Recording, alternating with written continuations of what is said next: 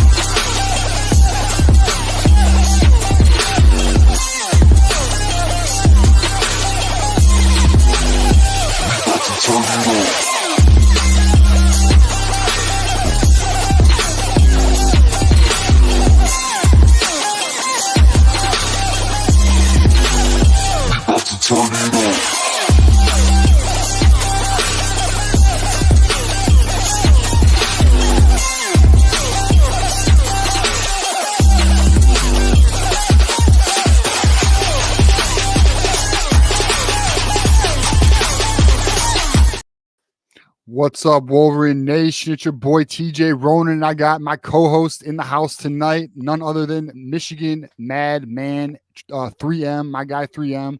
What's up, bro? How you doing tonight, man? I'm chilling, man. Ready to get it going. How you doing? I'm doing good, bro. I'm doing good, all things considered. You know, it's a bye week. I'm hoping the boys are, getting it together, doing some self-reflection right now. Coaches are doing some self-scouting, correcting some issues, making the right adjustments, and getting ready for our next matchup with it, which is what Illinois is on the road, right? Right. Absolutely. And that's going to be a big one. I think that's going to tell us a lot about the rest of the season. Yeah. Illinois is legit. You know, they've been playing some pretty good football this year. They played Penn State tight. It was a pretty good game. So I think this is going to speak a lot about where Michigan is and can go. Absolutely. You know, I agree with that. And I think I agree to your point, though. And you're like, the way we respond and come out of this bye week is going to tell us a lot about this team, this coaching staff, and the real trajectory of the season. Because, I would say even at this point, Maize Madman, it's still up in the air. I would say it's still undecided. I think we know how it's looked, but there's also been moments of promise. You know, there's been like when Jack Tuttle first entered the game, looking at the offense, it was very promising. The way the defense played against USC, very promising. There's been moments in games that have looked how this team was supposed to look. But then there's been a lot of moments in these games, end of Washington game and the fourth quarter against Minnesota, the Arkansas State game, the Texas game, a lot of these games where it's been a mess. So I want to get your thoughts. I'm very interested to get your thoughts. I know our community is excited to hear it. What is your thoughts at the midway point of the season and where we are? What do you think of, what is going on with the team and the program right now? Obviously, I think everybody knows like the quarterback is the most important position in football. And right now, up to this point, Michigan hasn't had great quarterback play. I'll say that. I'm not going to bash anybody. I did enough of that immediately following the game and earlier in the season. I'm getting out of that business. In fact, you see my thing, I stand with Tuttle. I've changed my thinking there. But I think if Michigan had, for instance, if JJ was here, and I hate to do this to people and play on these heartstrings, but if JJ was here, I feel like this is a 5-1, possibly even 6-0 team. Because it's more than just what he can do. It's about the confidence that he instills in everybody else, including, the defense even. Because if they believe that they have a quarterback and an offense that is going to, be able to keep them in the game or even, keep them on the sidelines so they can get like adequate, rest or whatever, everybody plays a little different. Quarterback really inspires everybody. And unfortunately for Michigan, they haven't had great play at that position. Like you brought up, behind the scenes, Jack did like inspire some of that, especially, those first few drives, right? 17 straight points. for Michigan, but we need to see better from that position for sure. No, I 100% agree. I also want to give a shout out to everyone in the community. Shout out to our boys. I see Moose. I see Cliff. I see my man Jesse, probably on the road right now, I would bet. My guy Jackson, Tom. Shout out to everybody. I know the Tigers game is on, and we are up 3-2 right now. Nice. So let's see. Well, we are definitely going to stay. We're definitely going to stay tapped in. The boys are putting in work. Let's clinch the game. That's right. Go Tigers. I was going to wear my damn Tigers jersey, but then I realized I had beer on it and I just couldn't do it. So it was a wild game. It was a wild game where that beer went. All right. But right. no, I agree with you, man. I agree with you. I really do. So let me ask you this though. So that you kind of broke down where we are at the midseason point. I think it was a great point, by the way. If we had a quarterback, let's not even say JJ, a quarterback of the caliber of JJ, you're right. We probably would be 5-1 right now. And and this team would be looking a lot better. You know, the offense would be more confident. It'd probably be in sync. They definitely would have more reps on the field. So then let me ask you this. What is your thoughts on the coaching staff? I have a lot of thoughts on this. And my man, let me just say this. Do not hold back. All right. Let it out, bro. Let them know. Let them know. Okay, so I think obviously Sharon is in his first year. He had to choose an entire defensive staff, right? Everybody was gone. We understand that. We know that. On the offensive side, I feel like, shout out to Kinetic, I feel like there were some things that I expected from Kirk Campbell that we're not necessarily seeing right now. The offense, there's a lot to be desired. I don't want to, because I'm close with a couple recruits, so I'm not gonna like kill position guys. But I believe that the head coach needs to take over the play calling duty. Even if Kirk Campbell is gonna design plays and stuff like that, there's an art to play calling. I've been saying this now for weeks, and he does not yet have La Magica. And I'm not saying he can't get there. I believe he's a young guy. I believe he can get there. This is his first time. This is like the biggest of big lights, right? Brightest of bright lights. He's the offensive coordinator for the defending national champions. Everything that went on last year, you know, he was a big part of the recruitment of guys like Brady Hart and Jaden Davis, you know, these guys. So I think he's valuable to the team, especially in that capacity, even in that capacity. But I do think Sharon needs to take over play calling. When Sharon was play calling last season, it just seemed to have more continuity. I'll say that, right? And then when we get to the defense, there are problems, right? Wink Martindale was brought on as the architect of this defense. And I was stoked isn't even the word. I was ecstatic about his hiring in the offseason because I thought, again, being the architect of this defense, that things would be, you know, the train would keep rolling, basically. We brought back a bunch of talent. There's a bunch of first-round guys on that defense, at least 3, right? And so I was excited about that.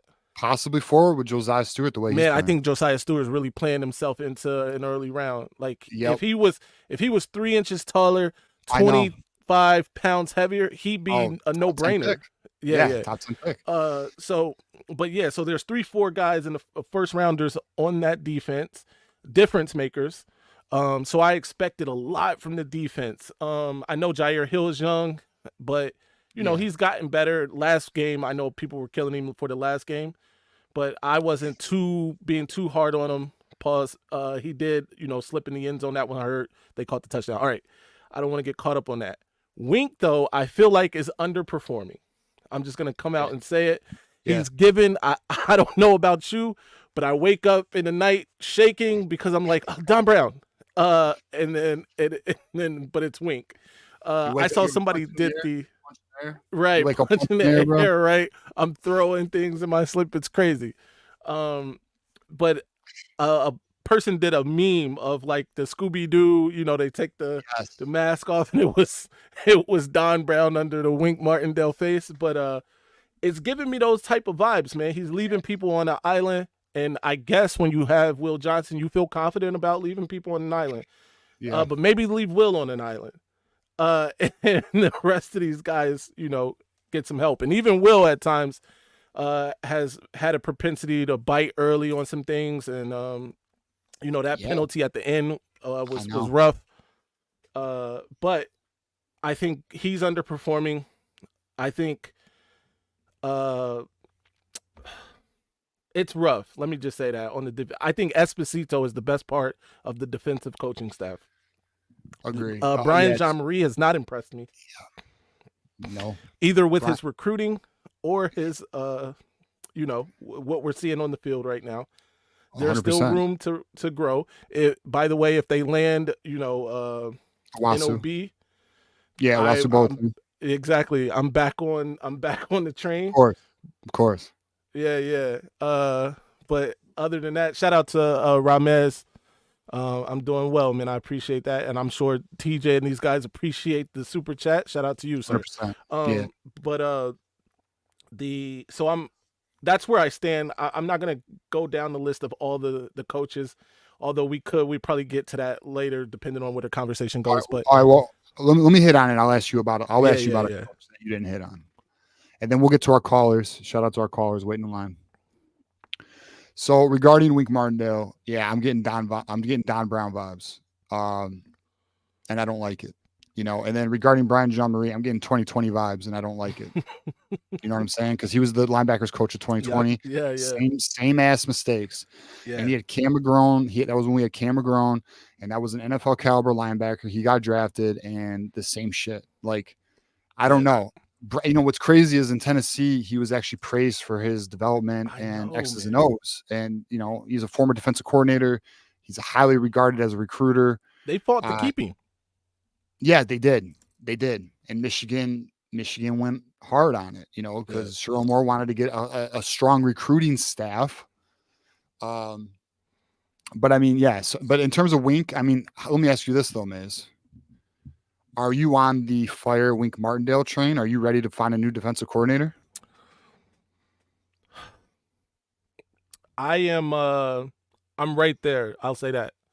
Mm-hmm. Right there. I'm right there with Wink Martindale. I think we can replace Wink Martindale fairly easy and be okay. All right. Then here's my next question for you, and we'll get to our callers. What is your thoughts on Ron Bellamy?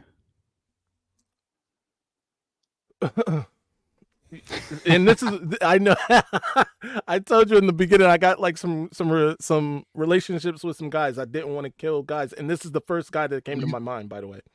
Okay. But I gotta say, I think shout out to Matt for joining, becoming a member. Yeah, thank you, Matt. We appreciate you coming to member. Manimal Matt, that's a great name. I like it. But I think he has underperformed. Anybody that follows my channel knows this. I've been saying this for a long time.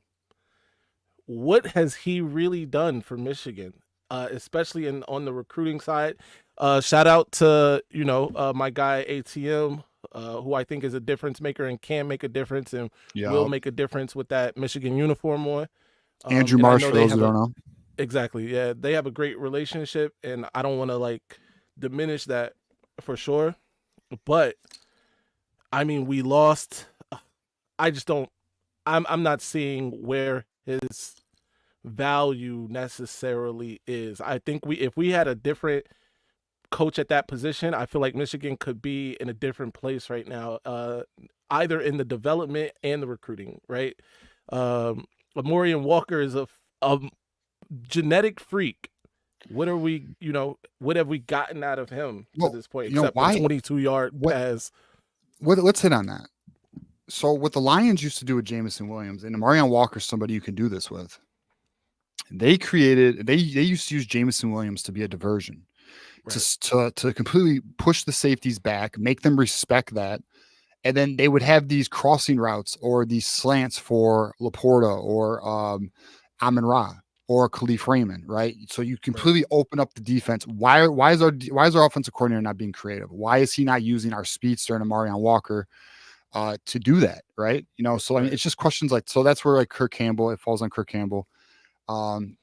So yeah, I mean, just questions like that. Like I have a lot of questions about the coaching staff. I don't think they're doing the best so far, but I will say, listen, we know it's a new staff. We know they're inexperienced. Bye week. This is a big week. This is a big week for the program. I'm very interested to see how do they come out of this. What do we look like? Because I'll say this, and I think this is fair.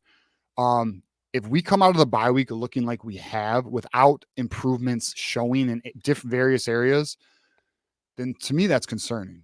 Yeah. You know, No, I because agree. we're making mistakes that you make in week 1 and week 2, and it's week 5, week 6.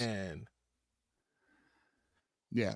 Yeah, especially with like the experience that you have, especially on defense. Oh, go ahead. 100%. 100%. Our girl Doreen, shout out Doreen. Where is John? John is on the Tuesday and post game shows. You should know this, Doreen. You watch us all the time. The Thursday show is I run the Thursday show and bring on multiple guests from Michigan Nation. Obviously, our boy 3M, Maize Madman, is here tonight, blessing us with his presence. We appreciate that. And now we're going to get to our callers. But shout out Doreen. We appreciate you. All right. So we'll get to our first caller here. Nick, what is up, my man? You there, buddy? Yo, can you hear me? You're quiet as hell. Are you like 10 feet away from your phone? Oh yeah, I was for 2 seconds. I didn't think I was the first caller. My bad. What's up, fellas? Oh, you were here first, man. What's up, Nick? Oh, not much, man. So first, to address these coaches, I agree. Ron Bellamy needs to go.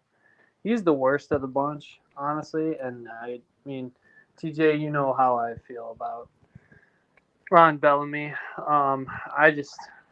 I don't know, man. He's just I don't think he's very good at I mean, what development have we seen from him?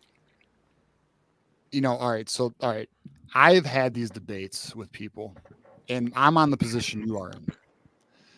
And the debates that I've had is they'll say, well, Roman Wilson developed.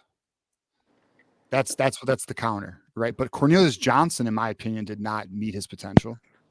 You know, Ronnie Bell, which he had for his first year here, I believe, was already an established leading senior wide receiver, right? So, no, I agree with you, Nick. I have not seen a player develop under Ron Bellamy. I have not seen him get the most out of his players. And in terms of recruiting, he has a very weird recruiting strategy. If anyone pays attention to the recruits he throws scholarships to, he completely avoids the Midwest. Like, well, there's some talent here, and he just goes after these like Louisiana, which and shout out to my man from Louisiana. What is his name? Who is committed to the class right now? You should know, Maize. Who's our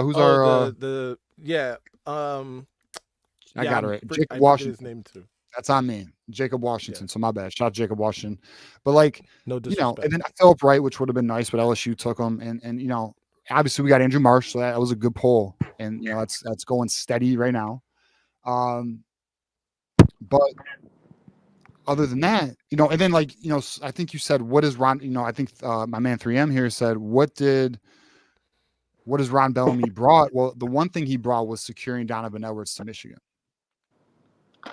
But that's now past, right? Like it's now what have you done for me lately, bro? Like, you know, you can only live, you know, of course we're living also on, you know, he's an alumni, you know, former player.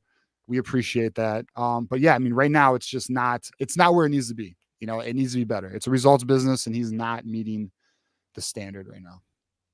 Right. Well, let me add this too, though. He might look better if we had a better quarterback, though. You know, it might look better. I think, but again, we had you know, we had JJ last year, the year before. Wasn't like we were, you know, the wide receivers were blowing people off the field. I give the respect and props to Roman Wilson, like you gave him.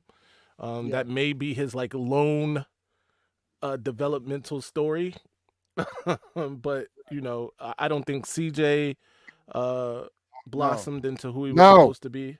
Shit. Please get up a home run. I'm sorry, Bruce. No, it's all good. I don't think CJ blossomed into who he was supposed to be. And like you said, the recruiting is very weird. He does tend to like the guys in the South, which, you know, I'm not upset about, but Right. you also have to recruit the home base. That's what I think. We're getting the worst of both worlds. The dude's not bringing in like top tier talent, and the guys he brings in just they don't hit their ceiling and they disappoint often. And some people can say, "Oh, well, it's the system."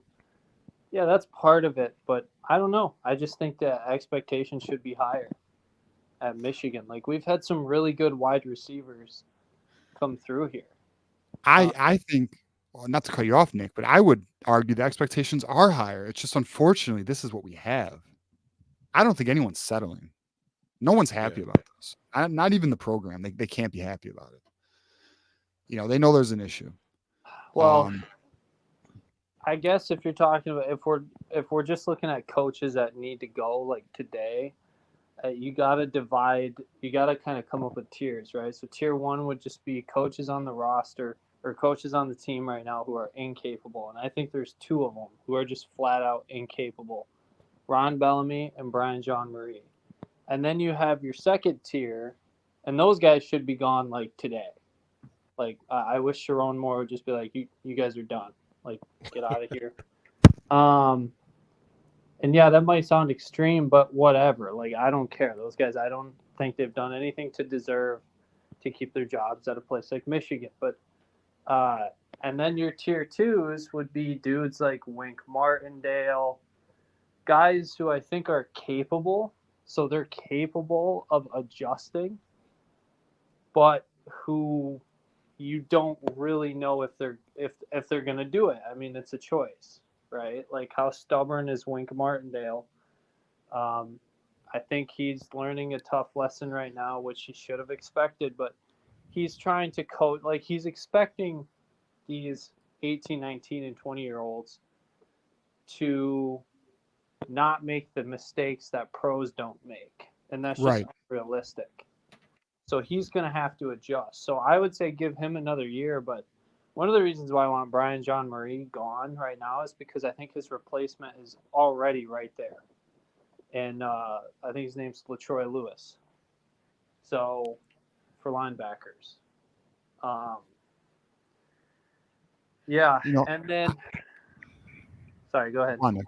No, you go. Well, I was gonna say, I think if I know I'm aware of LaTroy Lewis, but I feel like if they move on from Brian Jean Marie, then I fully expect them to go after a bigger fish than a LaTroy Lewis. Like, Sharon's really has, in my opinion, a 2-year window here.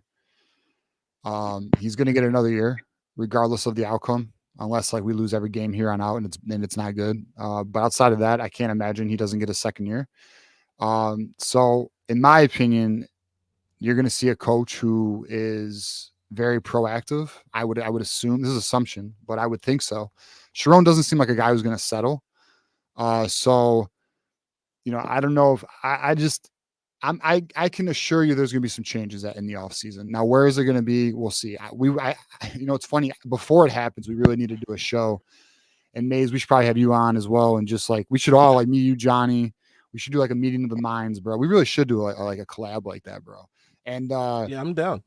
Yeah, we really should. I'll reach out to Johnny and obviously with John, and then figure out what do we anticipate for the off season, right? Like what coaches do we think could be, all that. So I don't know. We'll see, Nick. I think there's a lot of answers that need to be had. And the problem is, during the season, there's only so much you can do. Like we cannot go into the portal right now.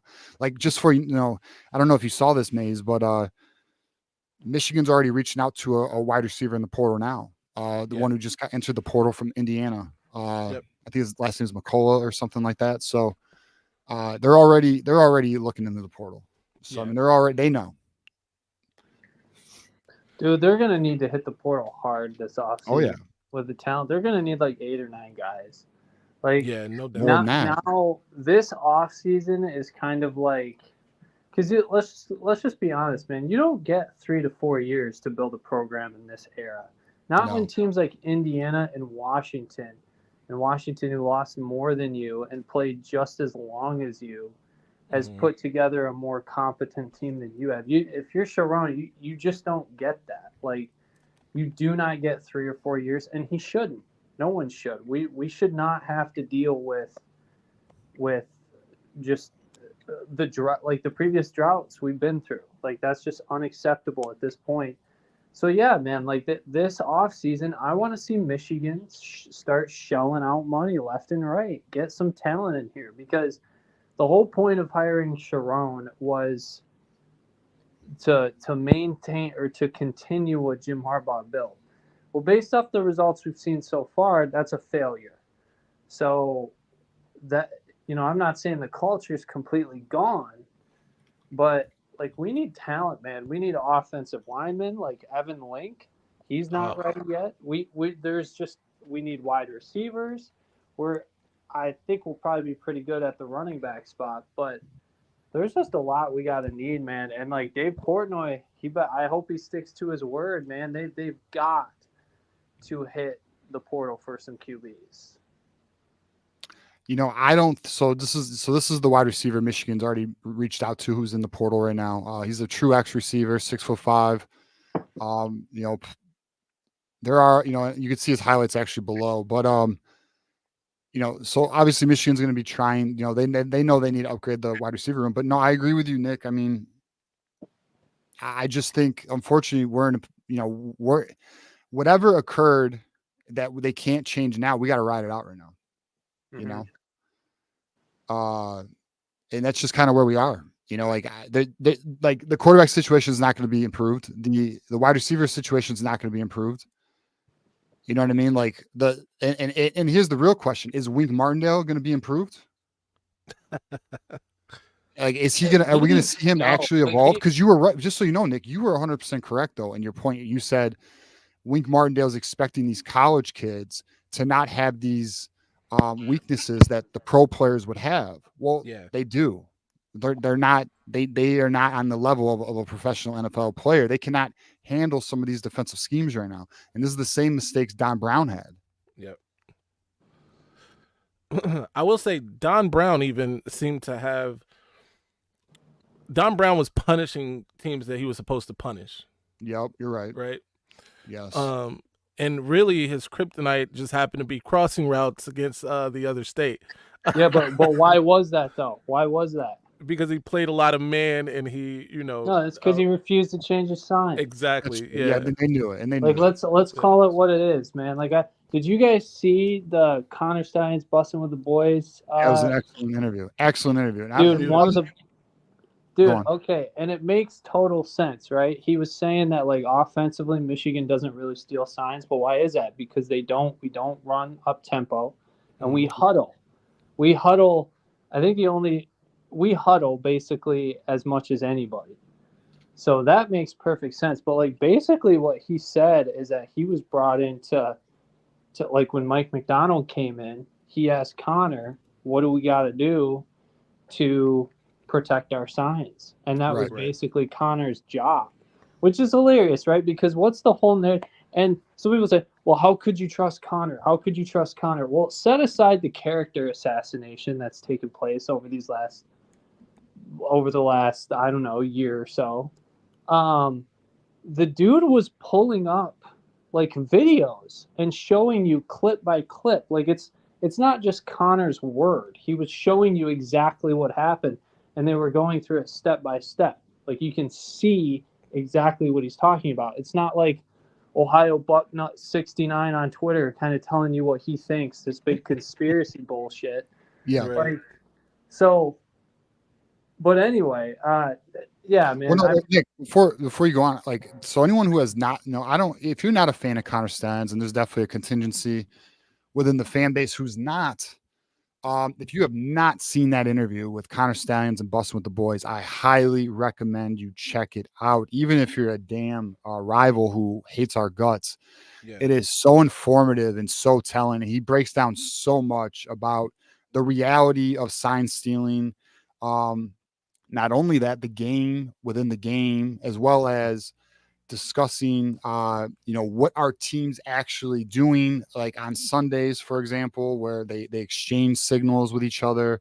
There's like a network of sign,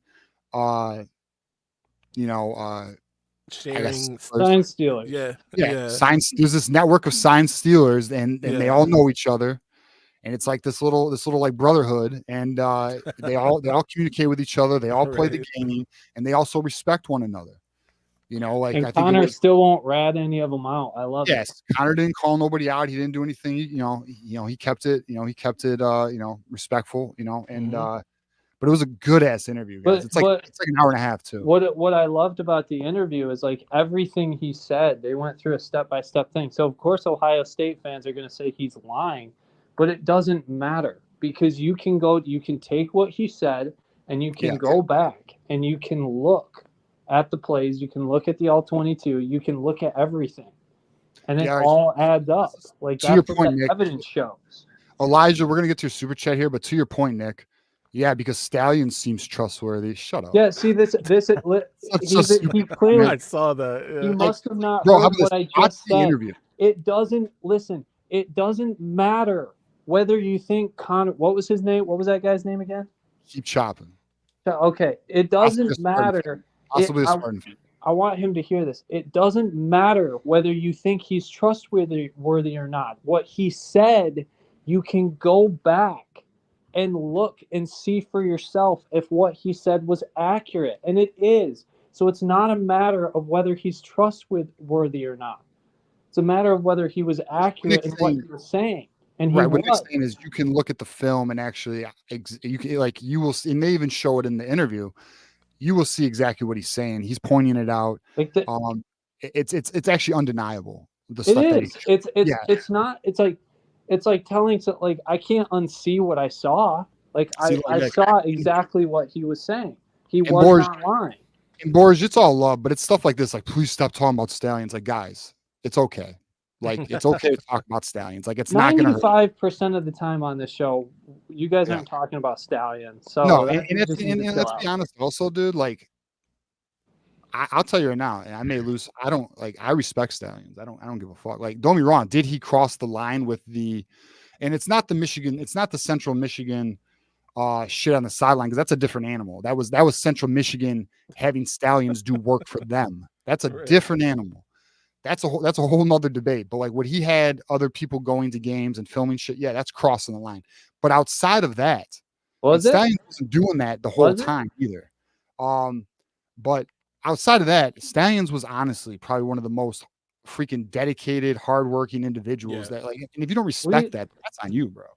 But see, I'm just saying, like, we don't need to get in a whole thing of rehashing this. I really don't. But like, we just kind of say things, right? Like, was it real?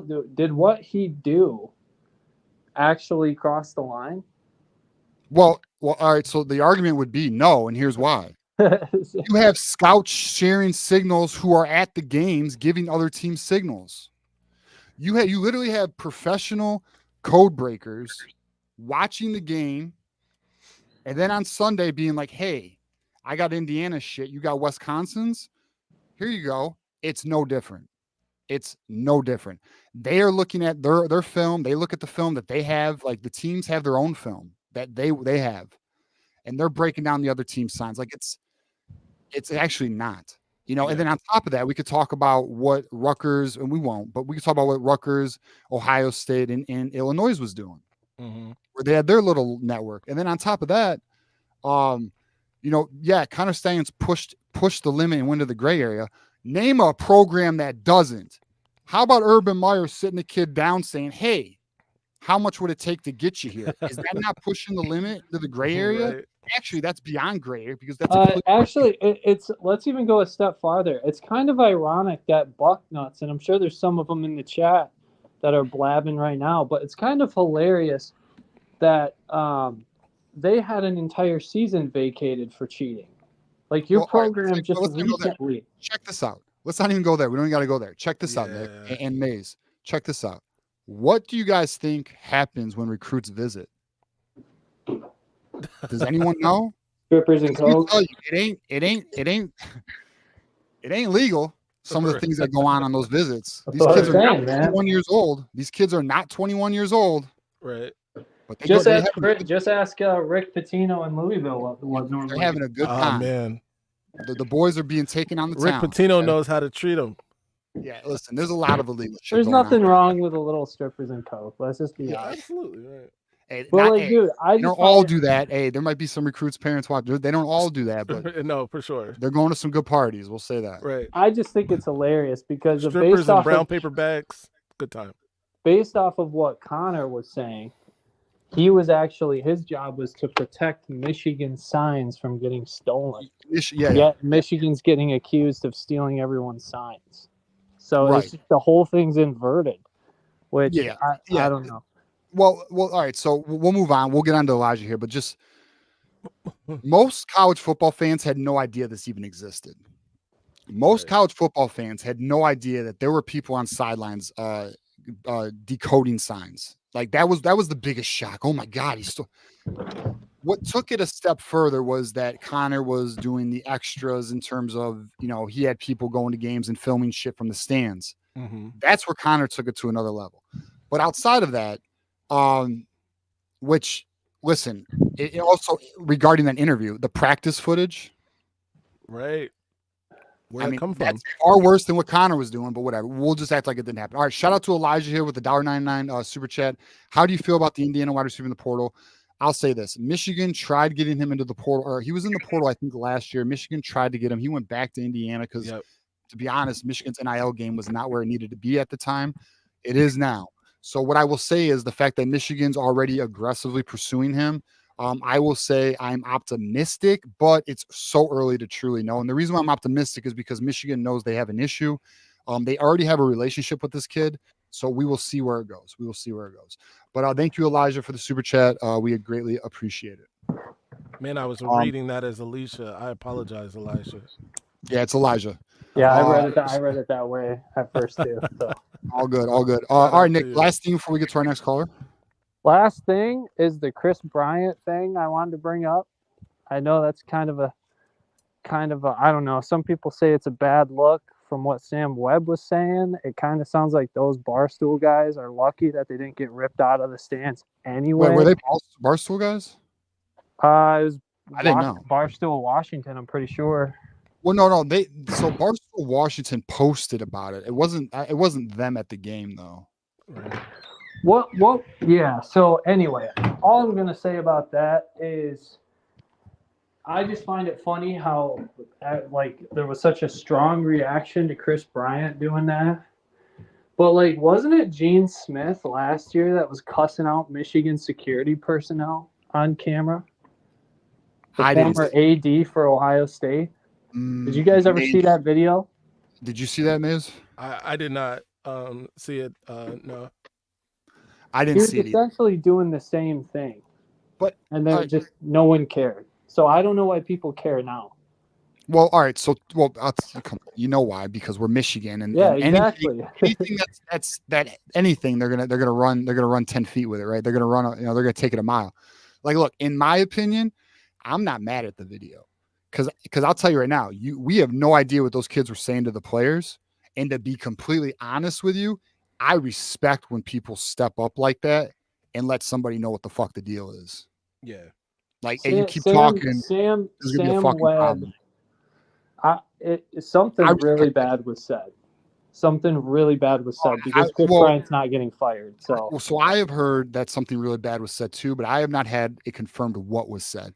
And also on top of that, if you look at the reaction of the kids and the two dudes in the stands, they didn't take offense to it. They were look at the reaction. Right. There was a security person right next to Chris Bryant down there. Everyone around the kids, when everyone heard what Bryant said, I mean, he was yelling it, and no one around them overreacted or anything. Kind of I'll say it again. I don't know exactly what was said, but especially from what Sam Webb was saying and stuff, it sounds like that those guys are lucky that nothing worse actually happened. Dude, so all my man did was check them, and it was on tape. And if you think that stuff happens so much that's not on tape, it is what it is, man. And let's be honest, it's two adults, they're adults. They're not underage. It's one of those things. We live in a society where people don't have repercussions for their actions. Right. It's okay to get checked. Like, there's nothing wrong with that, or what's an institution? Shut up, bro. Well, Like, we see it all the time, man. Like yeah, dudes talking. How many of those fans that talk smack to pro athletes would right, say anything on the streets to those guys? Like dude. it's Fans in the stands are almost as bad as keyboard warriors.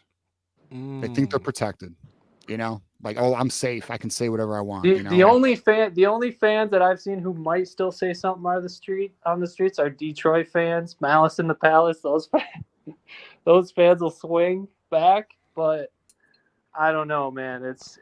Anyway, that's pretty much all I got for you. So thanks for All taking right, my Nick. call, man. Well, thanks for calling in, man. call, Nick. Hopefully, hopefully next time we hear from you, bro. Although we got a call-in show before, I guess, the next game, but hopefully the boys get it together, Nick. Yeah, for sure, man. All right, go blue, my friend. Go blue. Go blue. My man. All right. Yeah. Shout out to the chat here. Tom Bouchard with the $5 or I'm sorry, the membership gift. We appreciate that very much. Thank you, Tom. You're often coming through for our channel. We greatly appreciate that. Shout out to Tom. Burks, watch your mouth, bro. What are you talking about? Hey, Pistons are coming, bro. You just wait. All right. Joke Kate team. Cunningham, we're coming. Hey, Burks, tell me I can only imagine. Who is your NBA team? I swear to It God, better if not you be the say that- Lakers. yeah, I swear to God, if you say the Lakers, bro, it should be Milwaukee because he's a Green Bay Packer fan, but we'll see. All right, Jesse, what's up, man? You're with us. What's up, buddy? Sorry, man. I lost y'all last week. I didn't have a very good signal where I was at. It's all Shout right. out to All right. Jesse. So an update on Burks. He is a Chicago Bulls fan. This guy. Go Okay. Bulls! Yeah, that's right. Jordan Damn it, for Jesse. life. You're a you- real fan if you're a Bulls fan today. Shout out to Jordan that. for life, man. Jesus. All right, Jesse. So what you got for us, man? Well, as far as Wink Martindale goes, I'm getting Don Brown-esque vibes from him because I just read today that statistically, the pass defense under Martindale is worse than Don Brown 2020. That's right. It's ranked 115th in the nation right now. Yeah, it's terrible. That is horrible. And as far as the quarterback, we dropped the ball in the offseason, not going after at least a decent one Yeah. in the portal. I mean, Maze, I'll say, Maze, what's your take on that? Yes. So I know it was too late. I think McCord had already chosen up. But on my show I still make fun of it just for the sake of making fun of it. But the Honda Accord is looking like a Maserati right now. We could have had that was a possibility at least at some point. But there were so many guys. I mean, Pavia. Now, granted, he's pissing on other teams' logos, which is one of the reasons he had to get out of where he was before. But that's an option. Cam Ward, I believe, was an option at some point. Maybe not necessarily for Michigan. I'm just saying these are guys that were out there that Michigan could have, taken a swing at. Some of Michigan's quarterback were Michigan quarterback. Bowman, look at him now. Will Howard. Why didn't we try to get Will Howard? I don't know. And things are weird. or Will Rogers. I mean, he's Will doing Rogers, right? really well at Washington. Or how about Rourke at Indiana? Yeah. Right. From Ohio. It's crazy, man. Just because a quarterback don't work well in one system doesn't mean that he won't work well in another system. I mean, you see it in the NFL all the time where Goff wasn't that good in the Rams system, Mhm. but he's thriving in Detroit's system. You get the right system for a quarterback, and he's going to thrive in it. As far as receivers, I think Bellamy needs to go. He can recruit, the kids in the SEC, great. But what good does recruiting these high-level kids if you can't develop the talent? Plain and simple. You got to be able to develop.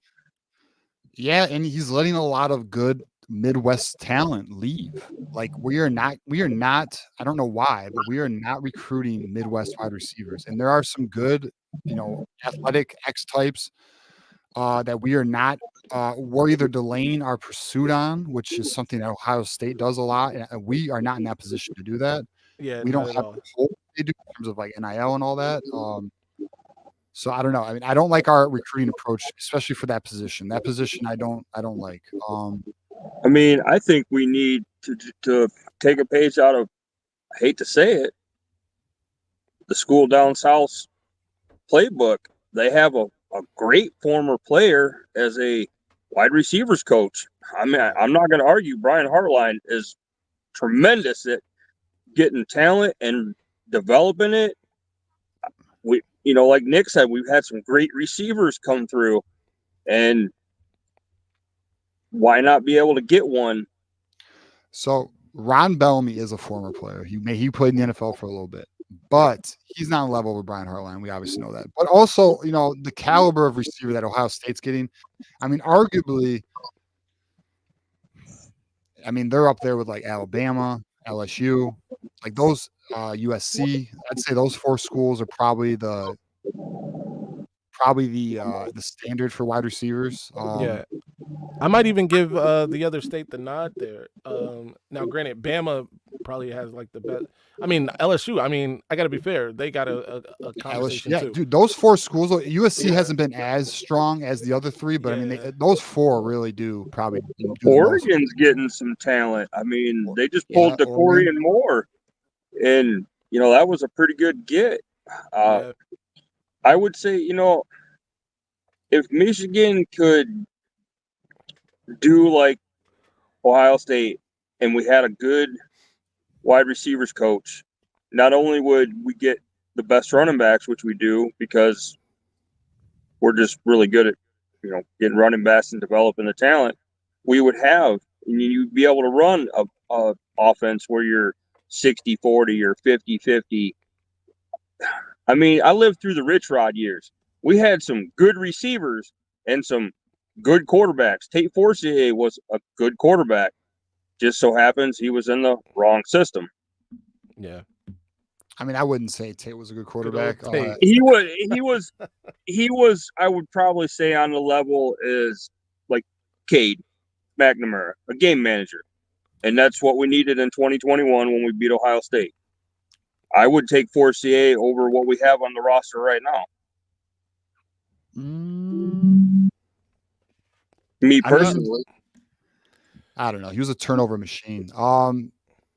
Yeah, I mean, we could have a turnover machine in Davis Warren if we wanted one. I mean, at the end of the day, though, we have a damn. I think the biggest disappointment with the quarterback situation is the reliance on Alex Orji and his lack of like running ability. It's not to the standard of a dynamic runner. That's disappointing.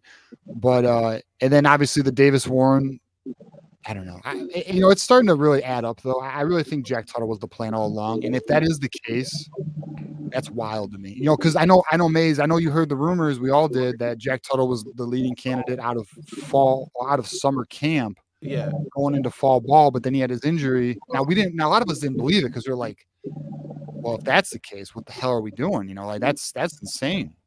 right. But it turned out it actually was the case. So Chris Ballas gets one there. Update on the Tigers. There's 2 on the base, 1 out. The pitcher looks like he's stressing his ass off right now. So hopefully the Tigers can get some runs here. But yeah, all right, Jesse. So let me get this from you, man. I haven't talked to you in a few weeks. So what's your thoughts on the team right now? Where we are. We're 3-2. What's your thoughts on the team, and do you think we show improvement out of the bye week?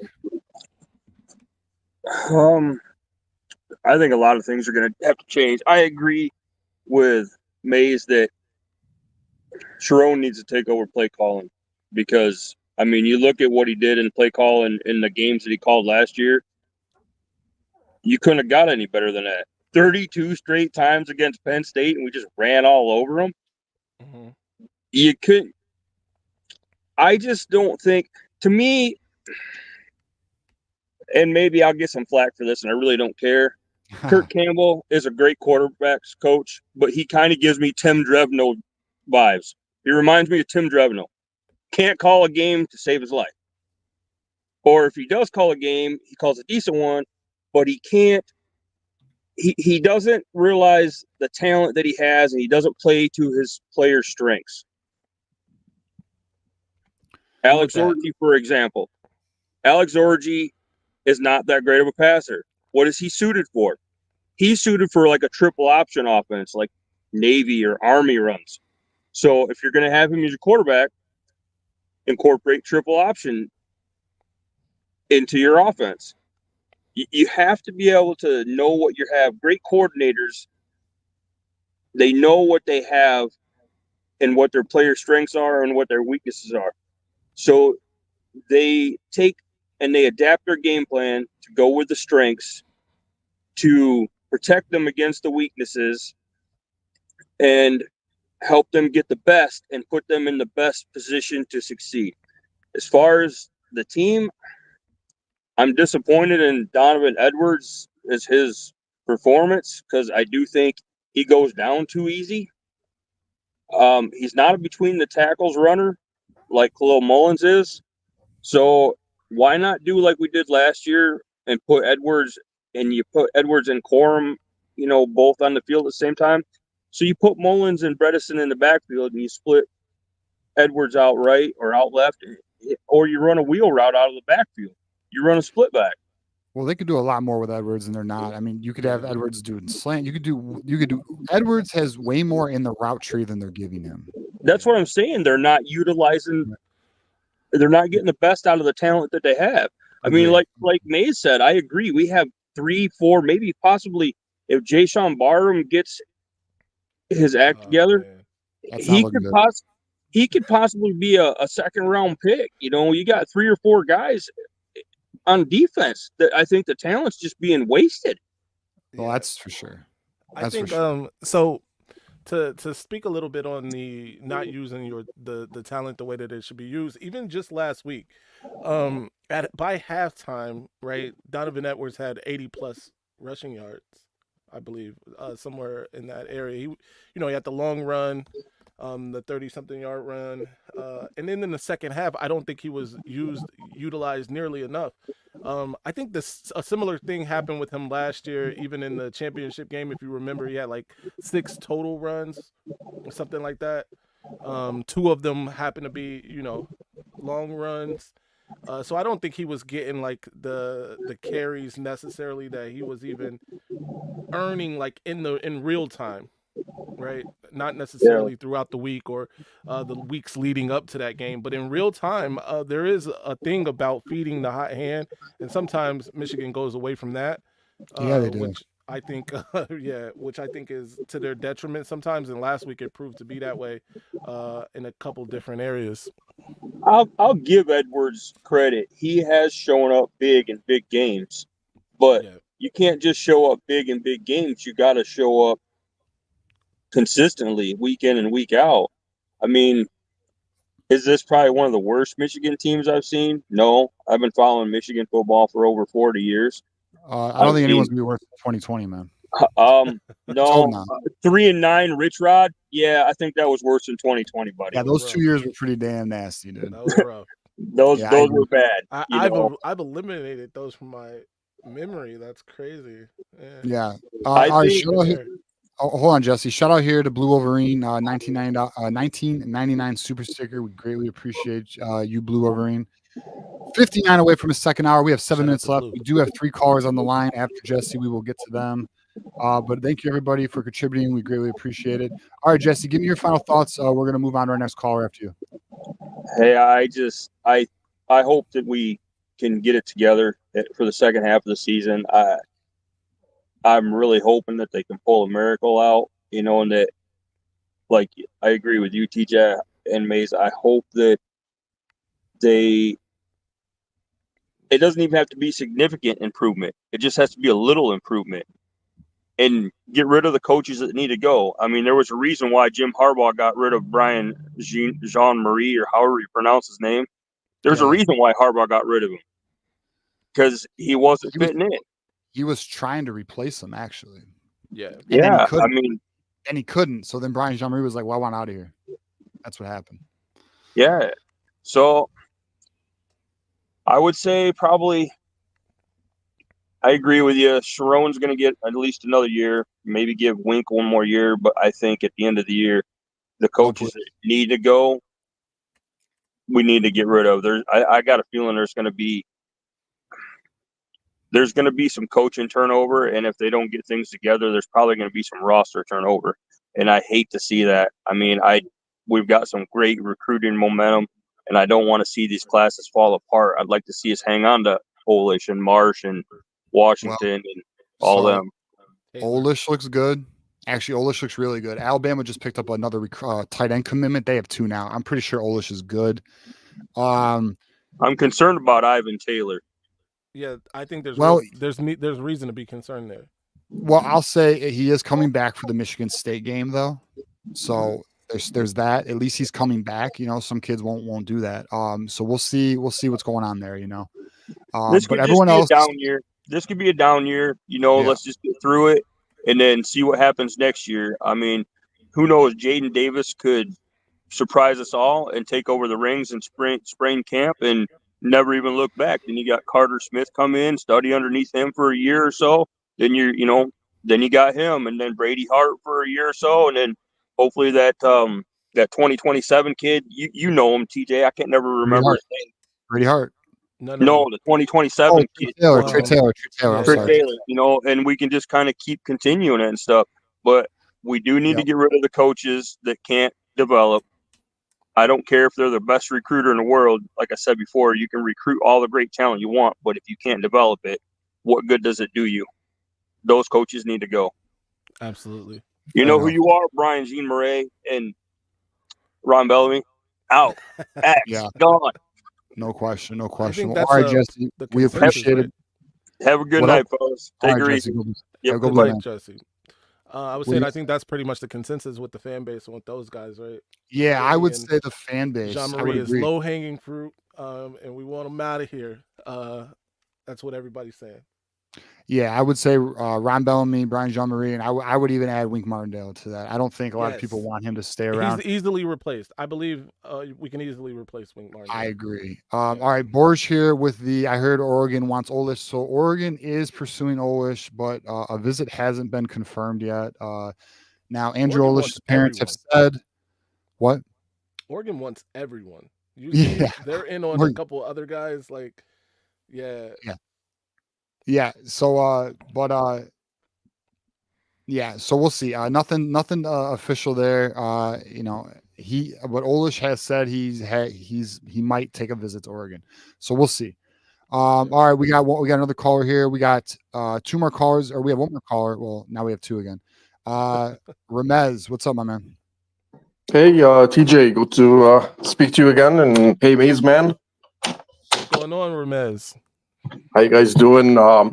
Yeah, I guess like with everybody saying about the defense or Wink Martindale, I guess like as I told TJ in the past, a lot of people like in the other shows may know and see the team better than the people at the Schembechler Hall themselves. So if you hear like Joel Klatt, you hear everybody, even the commentators on the on the games, telling you we don't know what Michigan is doing in terms of the lineup.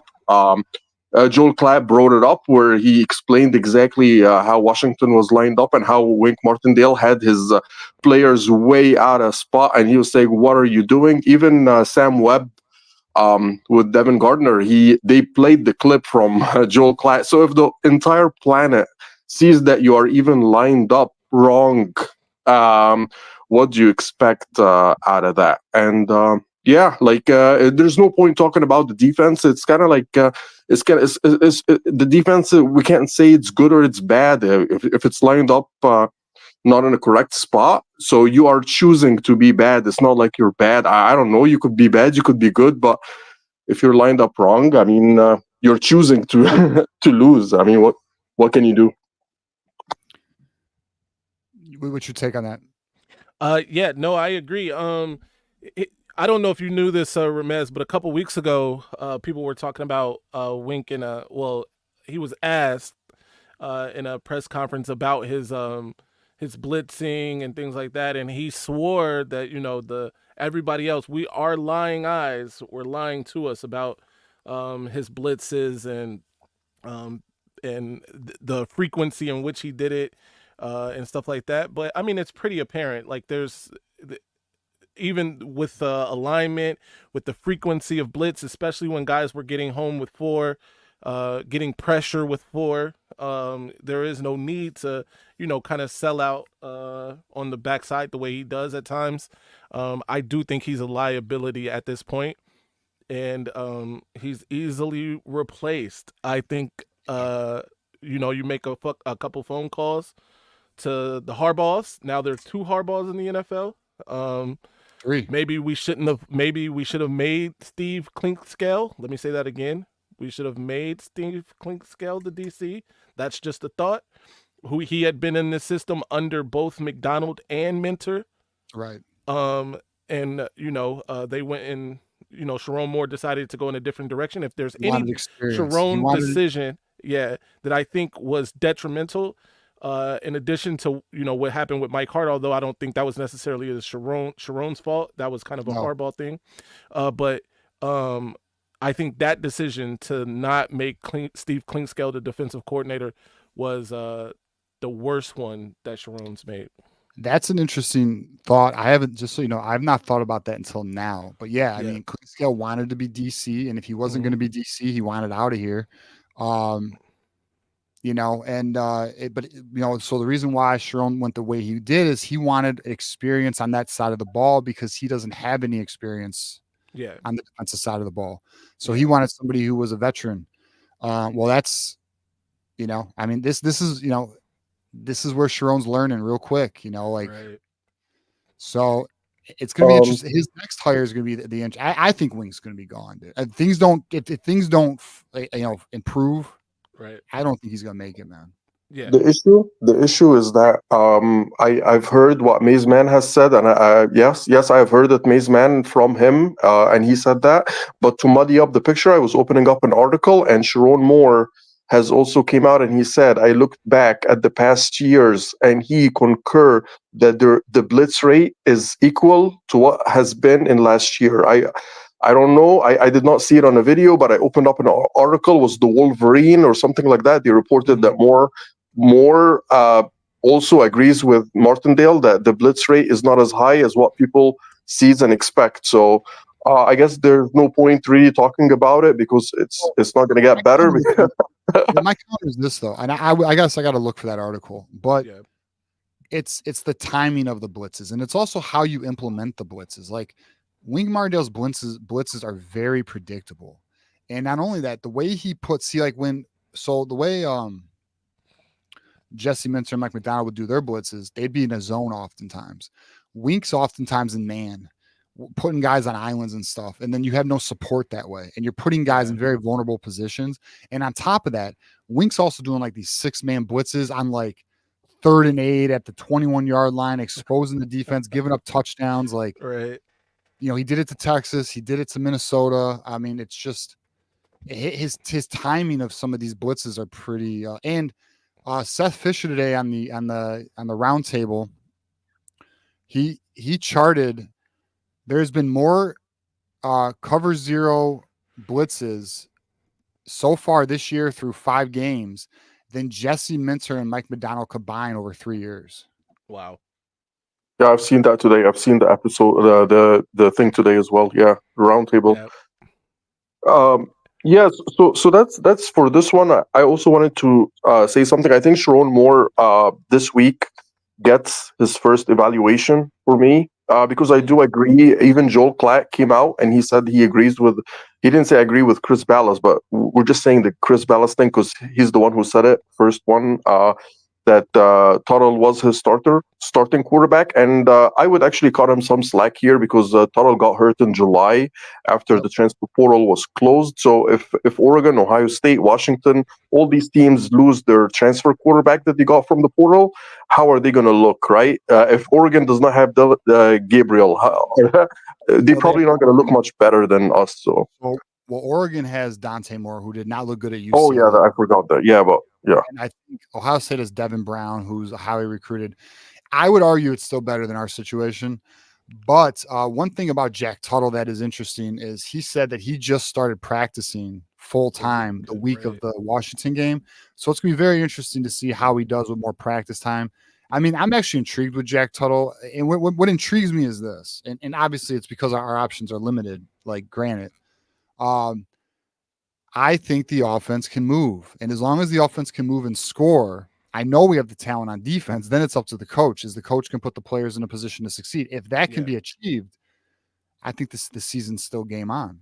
Yeah. But what is your thought? Sorry, Maize man. No, go You want to say something? No, I would say what is TJ's thoughts on it, because I remember in the off season, TJ, when you guys were talking about like the quarterback, and when Tuttle like was entertained by Chris Ballas as the starter, you were so upset. I remember you were slamming the chair, wanted to leave. I think you even walked out, and you said the season. So I know Hey, you're not a big fan of Tuttle, yeah. so that's why I was actually kind of a little bit surprised by that, because I thought that Tuttle came in 2022 or 22. That's when Harbaugh brought him from Indiana.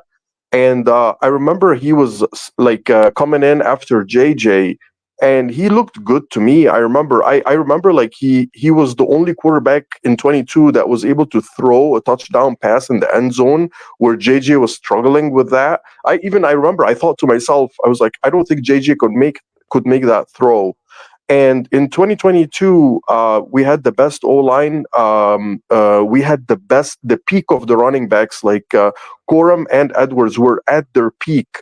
So JJ had a lot of help.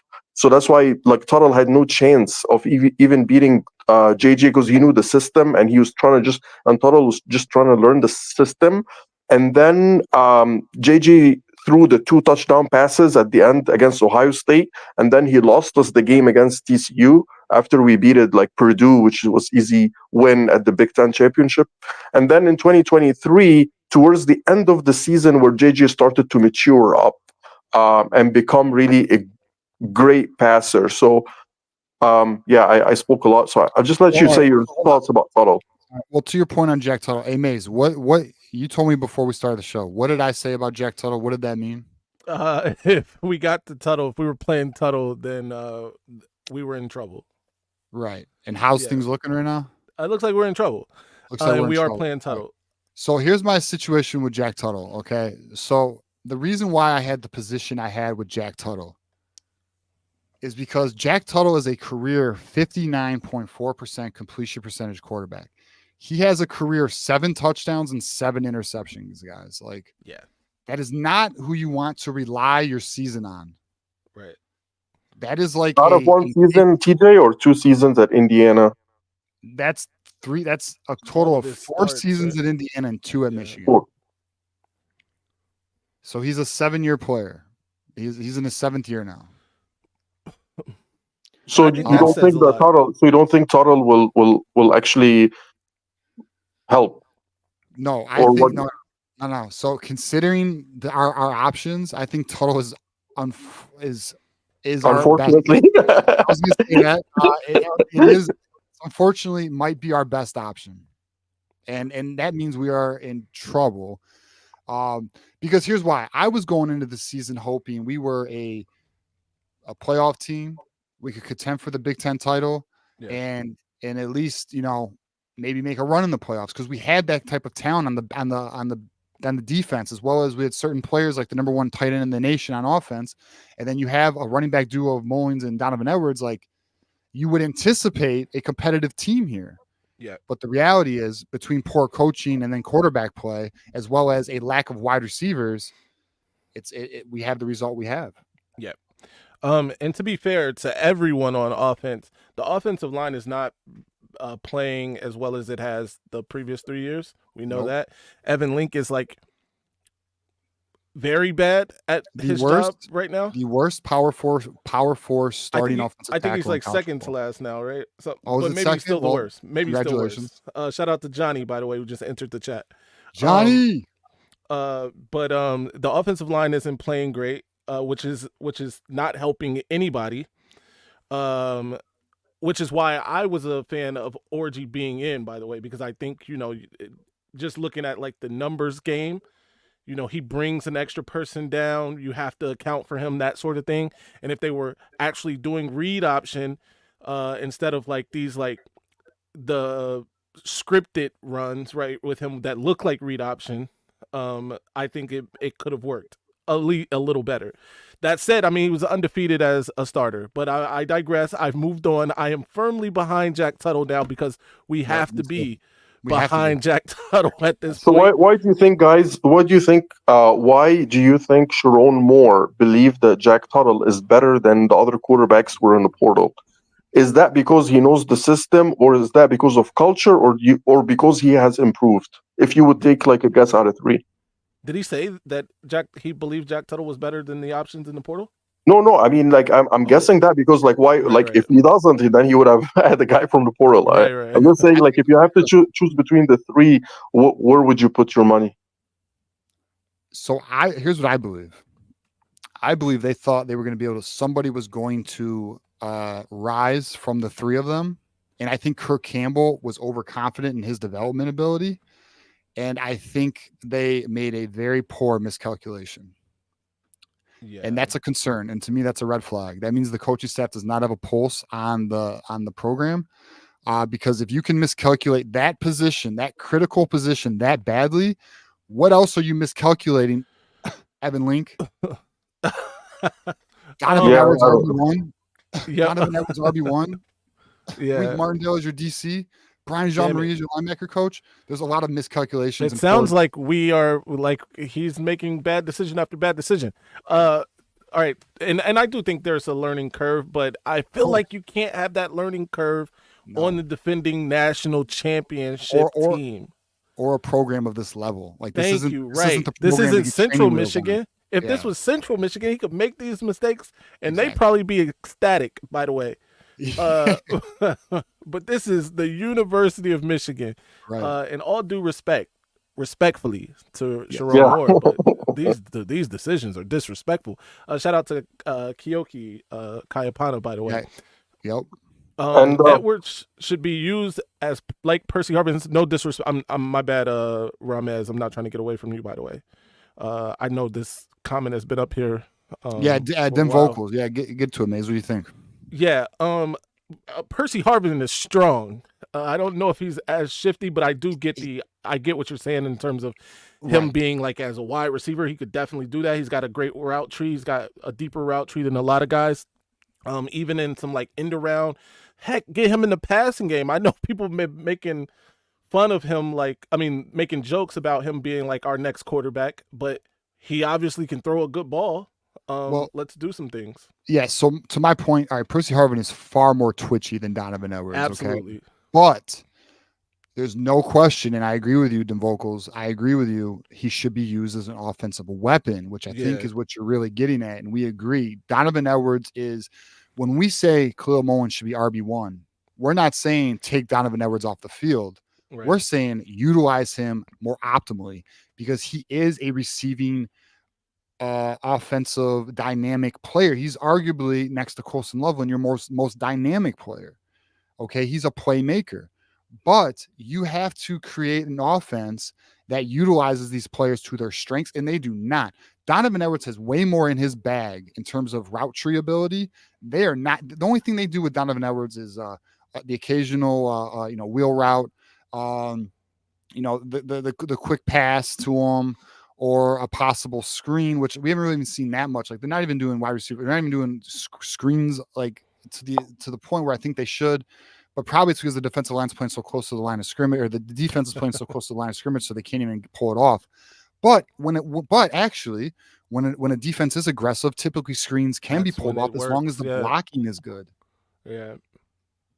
We had another super chat here. Elijah Bowman with the 499. Who else is excited to see Michigan pursue? No elite players in the portal. I think you missed some super chats. Did I? I did, Elijah. How dare I? I'll get to that next one. I'm sorry. I will get to, I apologize. So who else is excited? Well, I'll tell you what, if that happens, this channel, and I'm sure a lot of channels, I won't put words in Maize Madman's mouth, but I know a lot of channels and people in the fan base will riot if Michigan does not pursue any elite players or make proper. I mean, how would you feel, Maize, if Michigan is not at least somewhat aggressive in the portal this offseason? Fire everyone, because it's malpractice at that point. At that point, they're purposely trying to bring the program down, in my opinion, if they don't pursue these elite guys in the portal.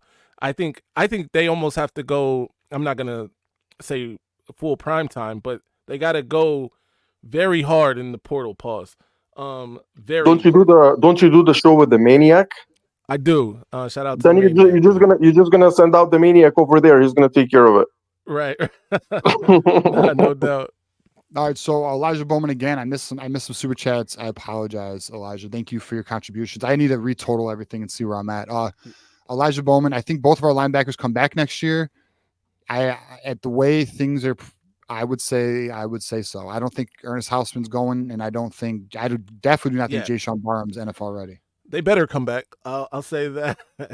That they need to come back. Elijah Bowman with another 499. Who sweats and drools faster, Joe Klatt when Ohio State is mentioned, or Moore trying to convince us that our wide receivers are explosive? Damn it. You know what's funny is if you read Ohio State fans' comments, they think Joe Klatt is a Michigan slappy. I know, right? You know, but I mean, no question though. Moore trying to convince us our wide receivers are. Well, how about Moore trying to convince us that Alex Orji can pass? Damn it. He used to do a lot of that. Elijah. All right, Ramez, give us your final thoughts here. We're gonna get to our next caller, B-Dub in the house. Yeah, sure.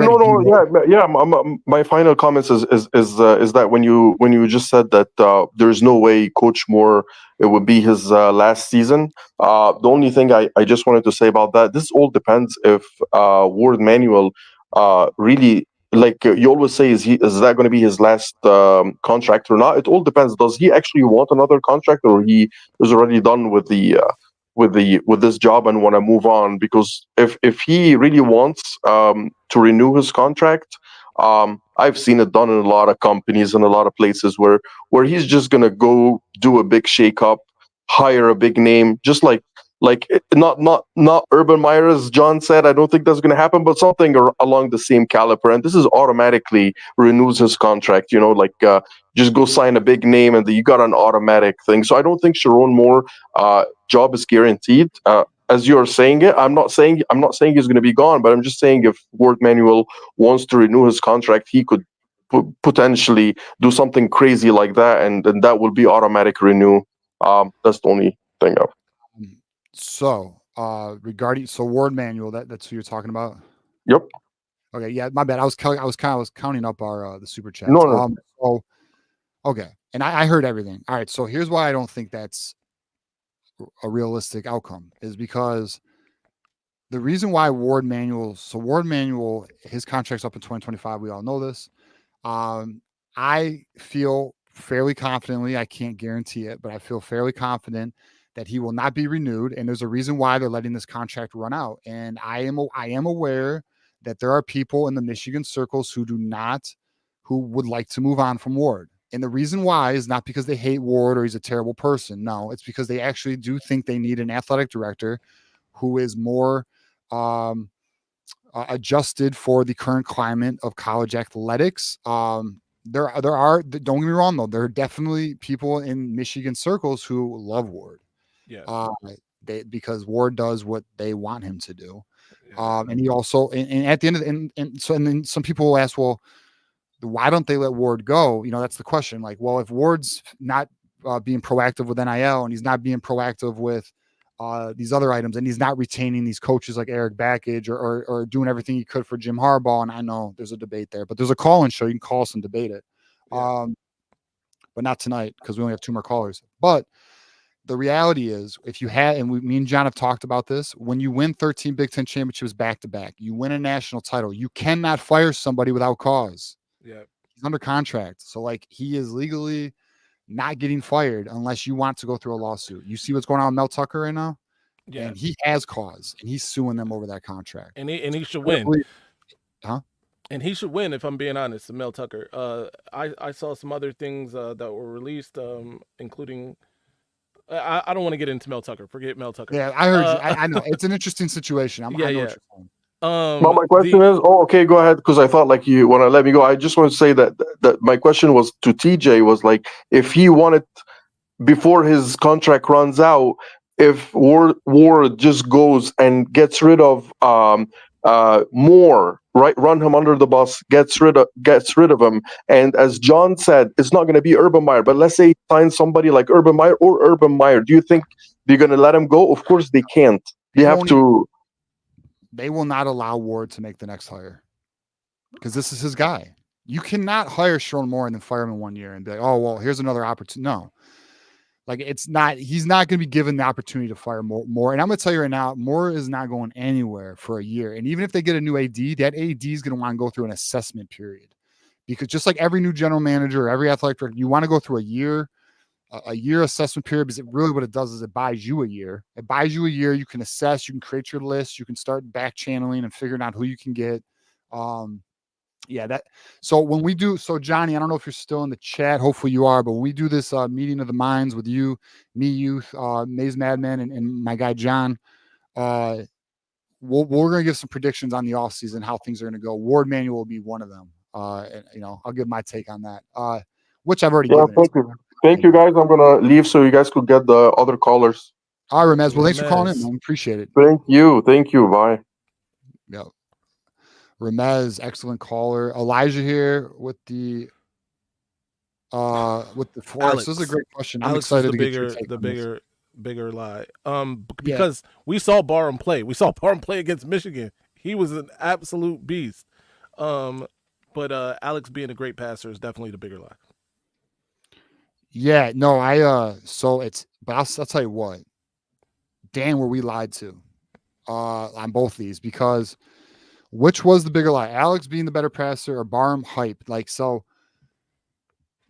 I mean, it's got to be I agree with you. It's got to be Alex Orji, because with Barham, he was Pro Football Focus's #1 ranked linebacker. Right. When he was at Maryland, I think he was all Big Ten his freshman year, or maybe his second. I don't know. He was a legit linebacker. Right. Now in this system, he looks a little lost. He looks like he's thinking, not reacting. Yeah. Which is crazy, because he's actually considered a very good coverage linebacker, but this year he's doing terrible. Yeah. So I agree. It's got to be the Alex Orji passer thing, because what's funny is they made it sound like he was progressing so well in camp, and then in the first 3 games of the year, they were afraid to let him throw the ball. Yeah. Unbelievable. Another $1.99 super chat. Is there a DC y'all think we should go after? Okay, so I'm not there yet. I have not looked into this. I mean, I don't know. Off the top of my head, no. I don't know, but not at this time. Do you have anyone? So no, I'm in the same bucket with you. I think we need some time to really assess that and see what happens after this season, the NFL season even. I would like more time for that. Yeah, and plus, like, I'll say this though, I'm not opposed to doing what Ohio State did. Go get the best defensive coordinator in the nation. Leonard. Who said Jim Leonard? Johnny? Yeah, I mean, maybe. They better swing for the damn fences. Yeah, so I thought about Deanne Lynn. But, like, do you think USC's defense is really looking good? Yeah. I thought that's one of the names. That's one of the names I thought of, Deanne Lynn, but USC's defense isn't impressing me. Yeah. Especially with Minnesota. I guess you could argue, though, did Jesse Minter's defense impress you at Vanderbilt? No. But that turned out great. Right. So I don't know. I mean, it is what it is. Dem Vocals again with the $4.99 super chat. B-Dub, we're going to get to you next. Yes, Percy Harvin was used in a different way. Whenever he came into the game, opposing defenses didn't know how to defend him. We are too predictable. That's 100% truth. I mean, we are, and we are not utilizing our weapons. Colson Loveland's not being. You can put Colson Loveland in the X position. They did that in the Purdue game, the Big Ten championship. He was playing X. You could do a Marlon Klein. Marlon Klein runs a 10 800 meter. That's fast enough. There are wide receivers way slower than that. Yeah. Like you if you run sub 11, that's considered elite speed in college football. And he does that. So yeah, they don't. We unfortunately have a lack of creativity offensively, and we unfortunately have very poor coaching of fundamentals and decision making on the back on the defense. So it is frustrating. We got another $1.99 super chat. Thank you, Elijah. Do y'all Barham confusion? Oh, do you think? I guess that's think. Yeah. Yeah, Barham's confusion is due to Wink or Brian Jean-Marie. What do you I think think, it's Maize? both of them. I think they are both doing him a disservice. But ultimately, um, Wink has to put the guys in position. I think he's failing him terribly. Brian Jean-Marie needs to teach these guys. There were tackles he missed. I don't know. Like it's bad. Either way, it's all bad. Both of them are doing him a disservice. I would say a little more on Wink. Yeah, I think the reality is the defense has some complexity to it, and I think Brian Jean-Marie is just a poor teacher. Yeah. That's what I think. But all right, B-Dub, what you got, big dog? What's up, guys? Smash. What up, my man? No, I had to watch that Tigers game, man. That bummed me out a bit. Yeah, shit, bro. I know. Yeah, they lost their 5-4. I don't know. Today, honestly, I've been thinking about this all day today, man. I've been soaking up everything today. Round table, and then Steady Dropping Dimes. That was a good episode. Where I think where he just Sam Webb just sort of unleashes like what he thinks, and I'm trying to piece together this puzzle and figure out like midway through the season where we're at, what's going on, what's the outlook and everything, and trying to almost solve this problem. And it's I'm very optimistic most of the time. I'm very try to be positive as much as I can because you just can't live in that headspace. I find that, but I feel like Sharon Moore goes into this season with a half full cupboard. That's how I feel. I feel like we have first round talent, and people can say, well, with all this talent, man, like you'd be chomping at the bit, man. You'd be lucky. That's true, but he's new head coach. He has tons of new coaches, a lot of change.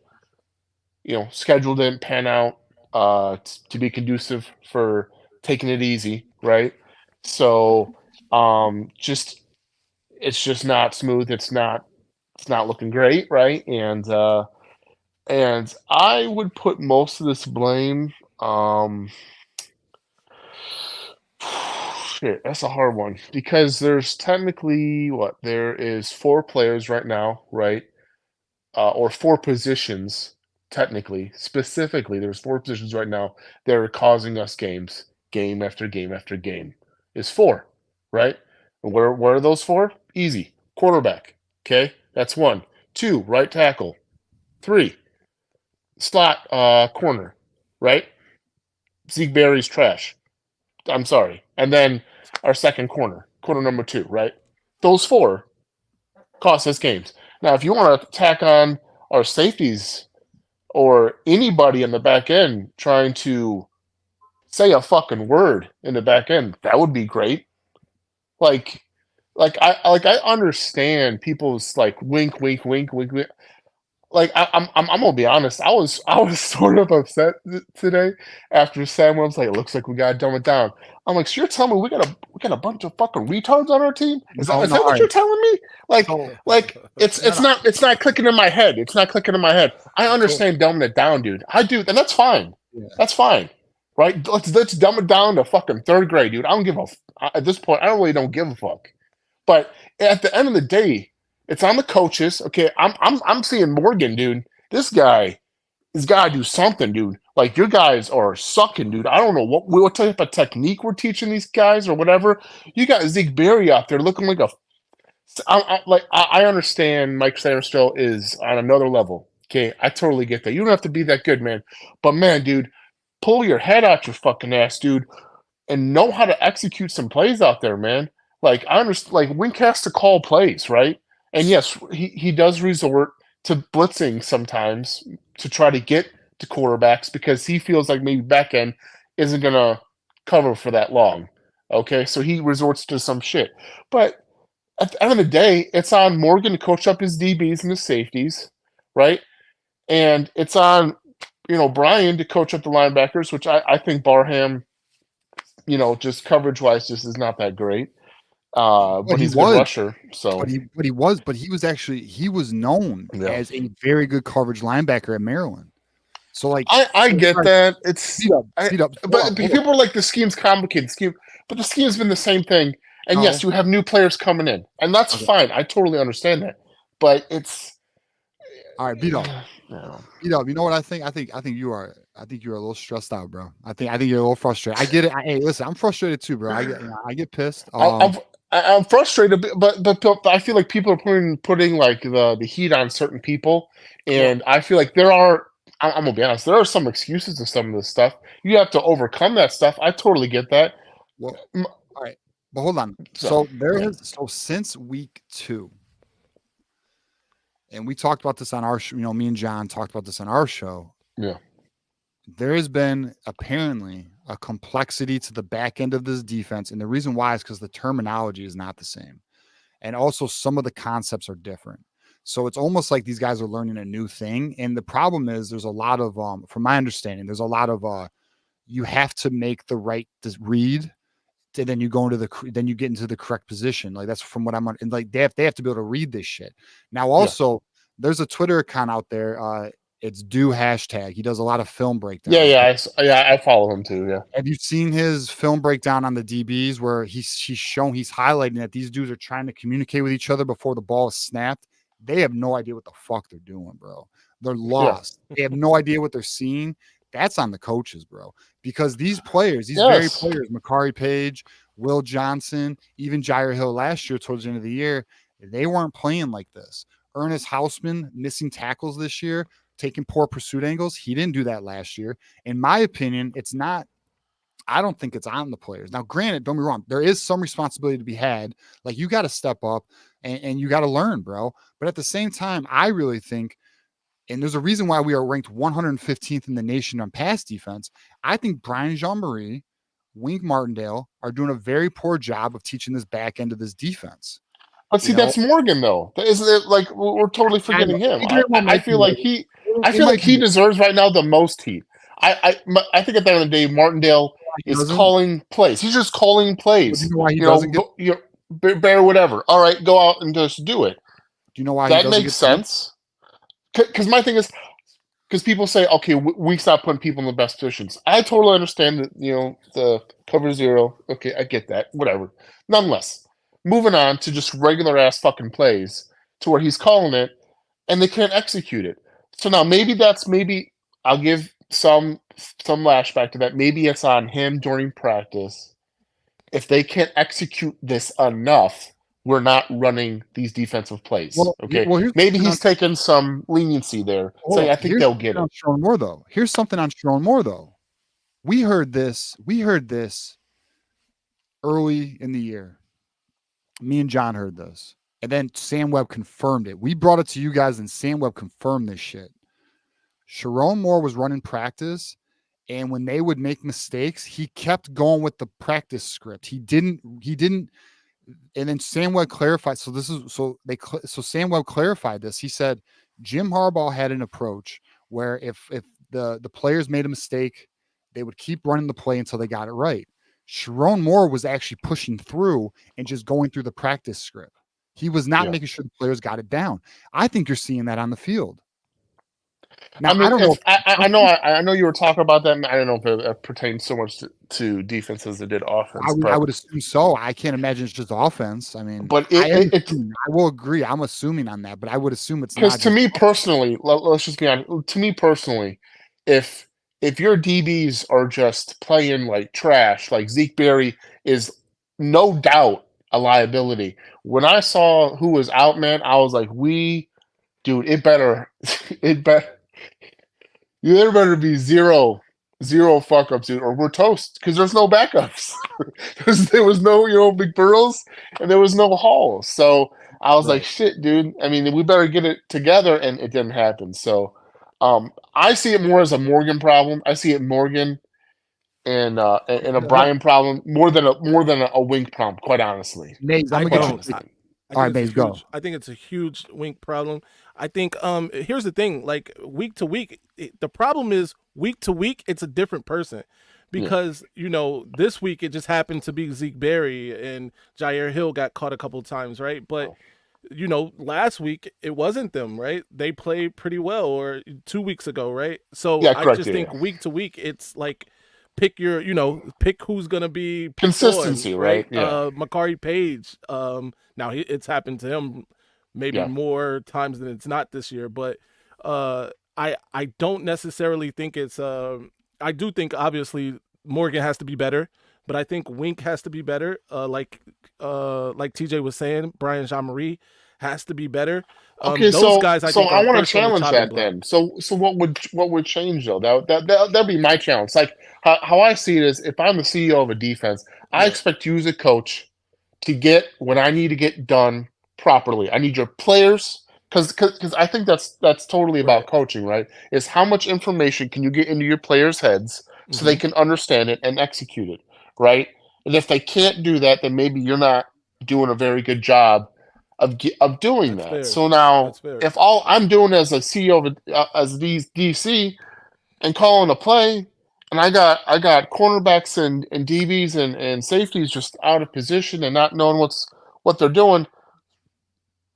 Now, I because Now I'm the it face is of it, I more can to see it that. than him just calling a play, right? He's also like TJ alluded to. He's also in these practices too. He's also seeing the mistakes if they're happening in these practices too, right? Which I would assume that these mistakes are coming up in practices as well. I would hope that they don't wait to game day to have the flubs that they're having, right? Although Yeah, it's completely possible. So I think everybody gets some blame on that side of the ball. Here's the thing though, when it hits the fan, right? And I know in America maybe this is a bad analogy because they do tend to fire like the little guys before they fire CEOs, right? We saw sacks; yeah, those people get uh, you know great balloon packages and stuff, right? Yeah. But yeah, that said, the way I would think it should be is that you start at the top, right? You got to look at the Of course. CEO, as you put it, right, Yeah, and the say, leader. what are you doing that is not, translating to on the field? So I get Well, it. yeah. It sucks. They're going to look at the head coach, right? The head coach has hired all of these people. He's going to be looked at. He's going Yeah. to be evaluated. So yeah, I just I take it. I take everything. So some. I'm not gonna say I'm giving up on this season. I'm really not. I'll give up. Yeah. I'm not gonna give up. But I will say this: we better see. There better be Yes. a lot of change. Progress. Go a lot of progress and change Yeah. Agree. going into spring. I like Oh, technically, if you think we about gotta it, I get think agree with that. Sam Webb was Agree. right. We need two offensive linemen. We need at least probably some D line help. One or two D line, maybe two corners, maybe a safety. Wide receiver, maybe a quarterback. We need a lot of help. And if we don't see it happening, if I don't see one top player out of almost some of those positions, man, I'm gonna be like, then what the fuck are we doing here? Because there's a standard here, okay, right? And I know it's a high standard. I totally get that, but we got the money, and it's coming in. It's going to be coming in here, right? And we better Yeah. have some really good execution because I understand there's a lot of change this year, and I see that more. I'm not going to say he is somewhat learning on the job. I think so is everyone else. I think it's also very evident from an offensive standpoint, right? Like, and I think I agree with the whole Kirk Campbell thing, which I agree with. He felt very confident he could do whatever he wanted. He could make another JJ out of the quarterbacks he had, and it clearly was like we're running a certain playbook, right? Even you said it yourself, TJ. You were like, we're not changing the playbook up for Orgy, and you were like, why would you do that? Orgy's not that type of quarterback, but that's what they were doing, and it showed, right? Because they've been trying ish to accommodate Orgy, and it's not looking great. So obviously they want to run a certain playbook, they want to run a certain defense, and I'm trying to think also to myself, how much flack do I give Sharon Moore? How much A how lot. much is this on you? And Lot.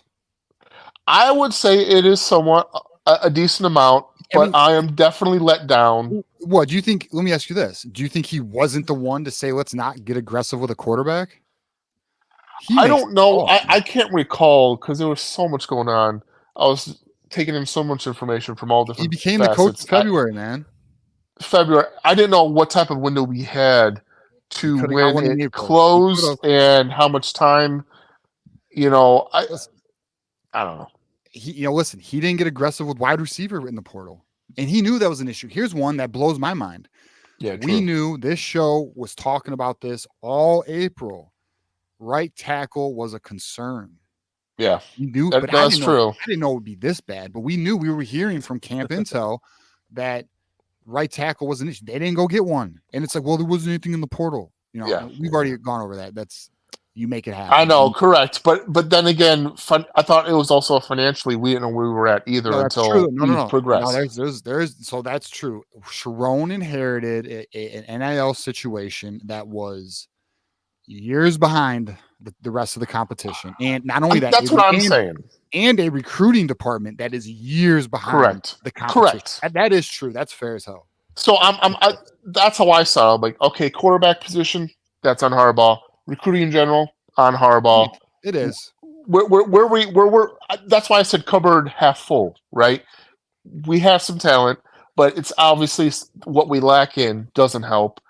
But I will criticize him for the O-line for sure, because obviously he's going to make the decision, right? Well, I think it would be malpractice that Percy does not start right tackle. If he does not start right tackle, we have a problem. And you know what's funny? All right, so Moose or Vito, I'm sorry. This is your. I'll get your final take here because we got to get to our next callers. But how come everybody is saying that? Us, everybody, Brian Cook today, Seth Fisher. Yeah, everybody is. Well, I think it's official, right? I think what the coaches are seeing in practice and in games that similar to the Crippen, Judice argument is I have half a player in each one of them, right? Crippen may do great, and what's that? Percy's played better than Evan Link. I like fuck this future. Like, let him develop on the bench. Yeah. Put him in on 6-man packages. All right, but all right, Beto, give us your final take here because we got to keep moving here. Yeah. My final take, honestly, is I have hope for this season. We gotta hope we can piece it together. Sadly, it looks like we're gonna have to dumb down the defense, even to a primitive level, I guess. Again, to have players do better, I guess. Even though I feel like this was installed. Is it not possible that there's an NFL complexity, even though we ran an NFL style? Or here's the deal, though. We know we ran an NFL style defense last year, and we know we were doing all these. Yes, and yeah. You not think it's the teacher, and you think it's the student? I think it's.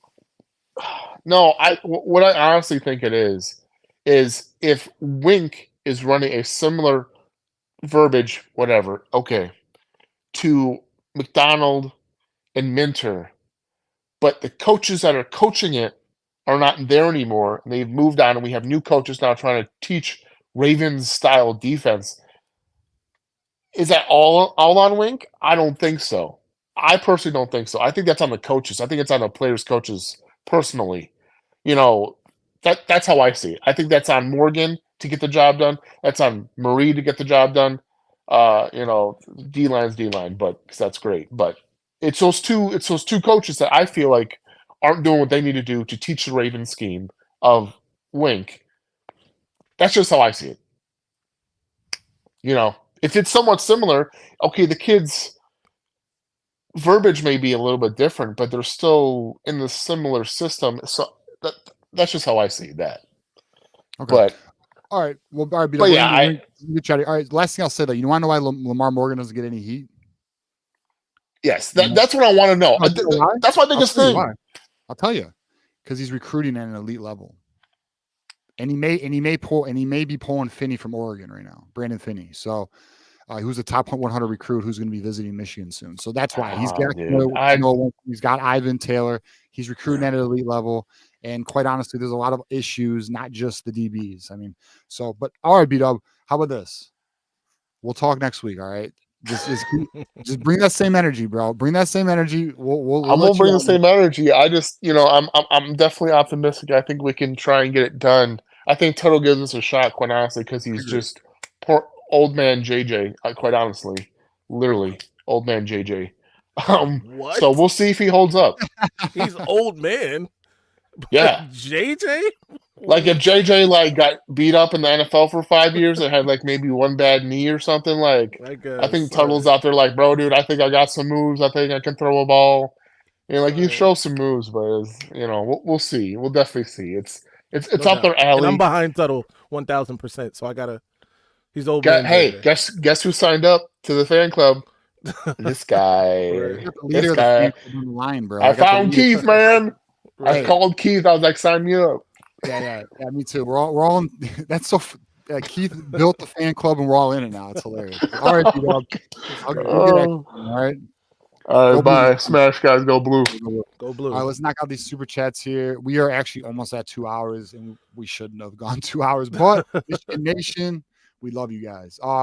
Elijah Bowman, I know I'm jumping the gun a little bit, but which matchup are y'all more nervous about? Evan Link versus Jack Sawyer or Jair Hill versus Carnell Tate? Jack Sawyer, I'm gonna be honest. Jack Sawyer, I'm not like he's 2.5 sacks on the year. He's all right. I mean, he's all right, but no, our back end of our defense, I'd say that's the concern. What's your thought, Maze? I think it's Evan Link against anybody. So Yeah, there's right, that. right. That's the only correct answer for me. But Jair Hill is, I like Jair Hill sometimes. Let me say that. Sometimes he's really good. I don't know. Elijah's got the jokes tonight, bro. He's excited to see a screen to Samaj Morgan on 3rd and 21. Well, you never know. Maybe one day it'll break. All right. Freaking conservative play calling. Unbelievable. Elijah Bowman, $1.99. Is Page getting exposed or is it the scheme? I have my opinion on it. What's your take on that? I do think Makari is getting a little exposed, but it could be because of the scheme. If I'm being fair, Yeah. I just like, man. I was such a Makari Page fan before this season. This season is a bad taste in my mouth about Makari, but I like him. Yeah, no. So my take is, I think the scheme isn't helping, but there's been times where Makari has just not looked good. Like the touchdown, I think it was against Texas, where he completely let up on the dude. He could have hit him. He didn't hit him. Makari's just been, it's just not been a great year for Makari so far. Yeah. Supreme Man's here, $4.99. Put Orgy at receiver. He had the size and speed to run a lot of packages with him. I mean, can he catch? It's so many things to. Yeah, I don't know if he can catch. I don't know. Can he He's run an a athlete, route? though. I don't know. I don't know. Yeah, I agree. All right, let's get to our man Kinetic here. Hey, Kinetic, what's up, my guy? Oh, Hey, wait a minute. What's my? Weren't you saying you were going to call in earlier? Isn't that you? That's it. Yeah, that's me. What up, my guy? What's going on, man? I'm a long time watcher, first time caller. Madman over here finally got me calling in on shows. So Nice. See. No, so I've got a bunch of points here. But I got a quick question before I forget. TJ, can you tell me what's up with Cole Cabana? I keep hearing about his talent, but I never see anything. We see us do anything with him or hear anything about him beyond he's talented. Yeah, so word is he has been dealing with an injury. I don't know his status at this moment. Like, is he healthy now? I don't know. He's had a lot of injuries I since feel like he's been hurt since he's been here. Okay. Yeah. So I don't know. I don't know. I don't know his status today, but I know he has been dealing with an injury in fall camp and into the season. But man, I know I'd like to see him because I mean he's pretty. If you watch his huddle tape, he's explosive as hell, man. He's a 10.5 500 meter guy. He's very, very fast. Right. So, okay. So I'm gonna bring up the point I brought up on Madman show the other day. Because Madman and you, TJ, you guys are like the main shows that I watch, and I know I've had a few comments on your guys' videos where I thought you guys were being a little too harsh on the coaching staff. And let me say, I've got questions about Campbell. I've got questions about Bellamy for sure. I've got questions about Jean-Marie and Wink. But I feel like there was like we're giving them a bad shake on it because there's so many different things that are coalescing at the same time to set them up to fail, so to speak, in the first year. We got to look at and Madman again. This is a lot of what I said on your show the other night. So Sharon Moore was the right hire, in my opinion. I don't think there was another direction we could have gone. I think he was the right hire, but it's like people want to think that just because we're Michigan, we were going to be, and because he coached those couple games last year, that we were going to hire a first-time head coach, and he was just going to skip having to go through the growing pains and learning on the job on a national level. And then you look at everything he was dealt in his first year. He's coming in as a head coach with a basically 3 years behind on recruiting. Our last 3 recruiting classes were lackluster. And I know one of the guys earlier was saying it goes back to Harbaugh. It's on Harbaugh, and I agree. But I say it goes on Ward, because I think Harbaugh was handcuffed by Ward and his his unwillingness to embrace NIL and to give Harbaugh the tools to compete on the recruiting level. So I think, at a certain extent, Harbaugh kind of mailed it in for the last 3 recruiting classes. Go ahead. Well, all right. I will say I don't think he mailed it in. I think he did the best he could with his philosophy, as well as our current NIL structure. See, Michigan really did so. Okay, there's a lot to actually unpack. So Yeah, and I got a lot more, but all right. So first of all, I'll say this: where I agree with you is this, and I think B-Dub brought up a good point previously. Sharon has inherited a program that is at an elite level, but it, in terms of the NIL department, in terms of the recruiting department, it was years behind the competition. Okay. And that's still, he really needed to get that together. And it's actually just now getting to a point of competitive in terms of NIL. And the recruiting department is finally up to par with a lot of the top recruiting departments in the nation. Right. He had to do that his first few months on the job, so there's that. And I'll say, like, yes, there's going to be growing pains with a new head coach, but the reality is, listen, he's inheriting an elite program, a blue blood program. Like, we really don't have. I'll say our standards should be higher than allowing a coach to learn on the job like this. Now, everyone's going to have a learning curve of some sort. Even a coach that you get at a group of 5 level, to a major power program, is going to have some type of learning curve. But it's the decisions and the missteps that have been the biggest red flags for me. Absolutely. Here's why I will say this, and I think we agree. He's getting another year. Like, I'm not saying fire Sharon Moore. That is not my position. The only coaches I have on the hot seat right now are Wink Martindale, Brian Jean-Marie, and Ron Bellamy. Those are the ones that, to me, I think we need to move on to the next. We need to move on. But and then regarding the Harbaugh Ward situation, so 100% Ward, Michigan won all those Big Ten championships and that national title in spite of Ward, not because of Ward. Yep. Okay, and that's because the irony is it makes it harder to get rid of him because of that. Well, you cannot get rid of a guy who has that type of resume. Like, unless you want a lawsuit, that's just the reality. And then, but. And the reason why we achieved it is because we had arguably one of the best coaches in all of football. Top 3 in all of football. I mean, look what he's doing with the Chargers right now. They're looking good already. I agree.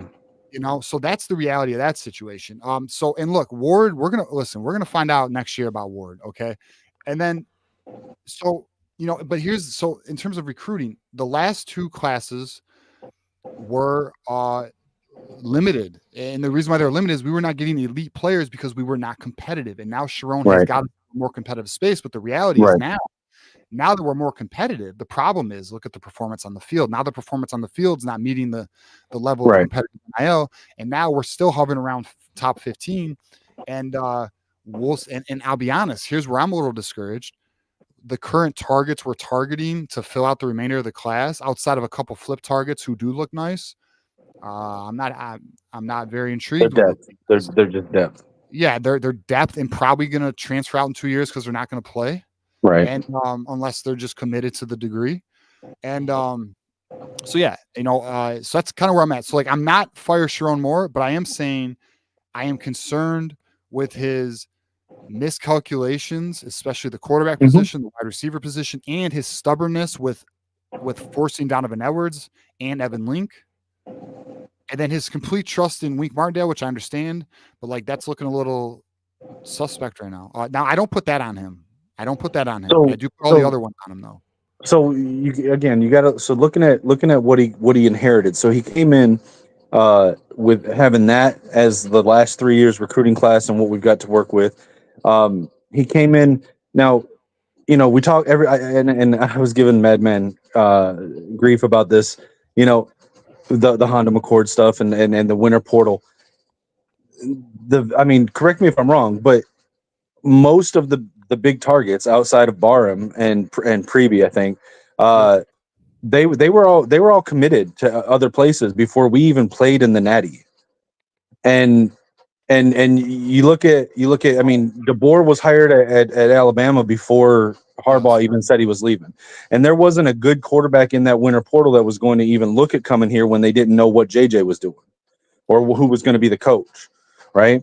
And then the timeline. It's not like Moore got hired at the end of January. It was like beginning of February when he got hired, but he didn't even get announced for like another week or two, and then it was a month before he had his staff put together, and then he had the trouble with the first D-line coach he brought in, and so by the time he got his actual coaching staff together, they were 3 weeks out from the spring game.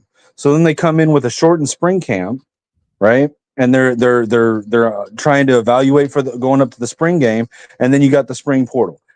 You're more dialed in on this than I am, TJ. Were there any real game changers that were in the portal or that you think would have been available post spring game? Because I wasn't. I watched a lot of intel shows and whatnot. And I never heard of any. Okay, so Jordan McLeod was available, and that's who I just brought up. They could have went after Jordan McLeod. Jordan McLeod has almost 1,400 yards, 69% completion, 15 touchdowns to 5 interceptions on the year. Last year at James Madison with Kurt Signetti, he had 3,600 yards, 35 touchdowns, and 10 interceptions. This quarterback is a far better upgrade than anything we had. They did not pursue him. Now, regardless of James McLeod, who they should have went after but did not, okay. Didn't Texas State get 2 quarterbacks in the transfer portal, by the way?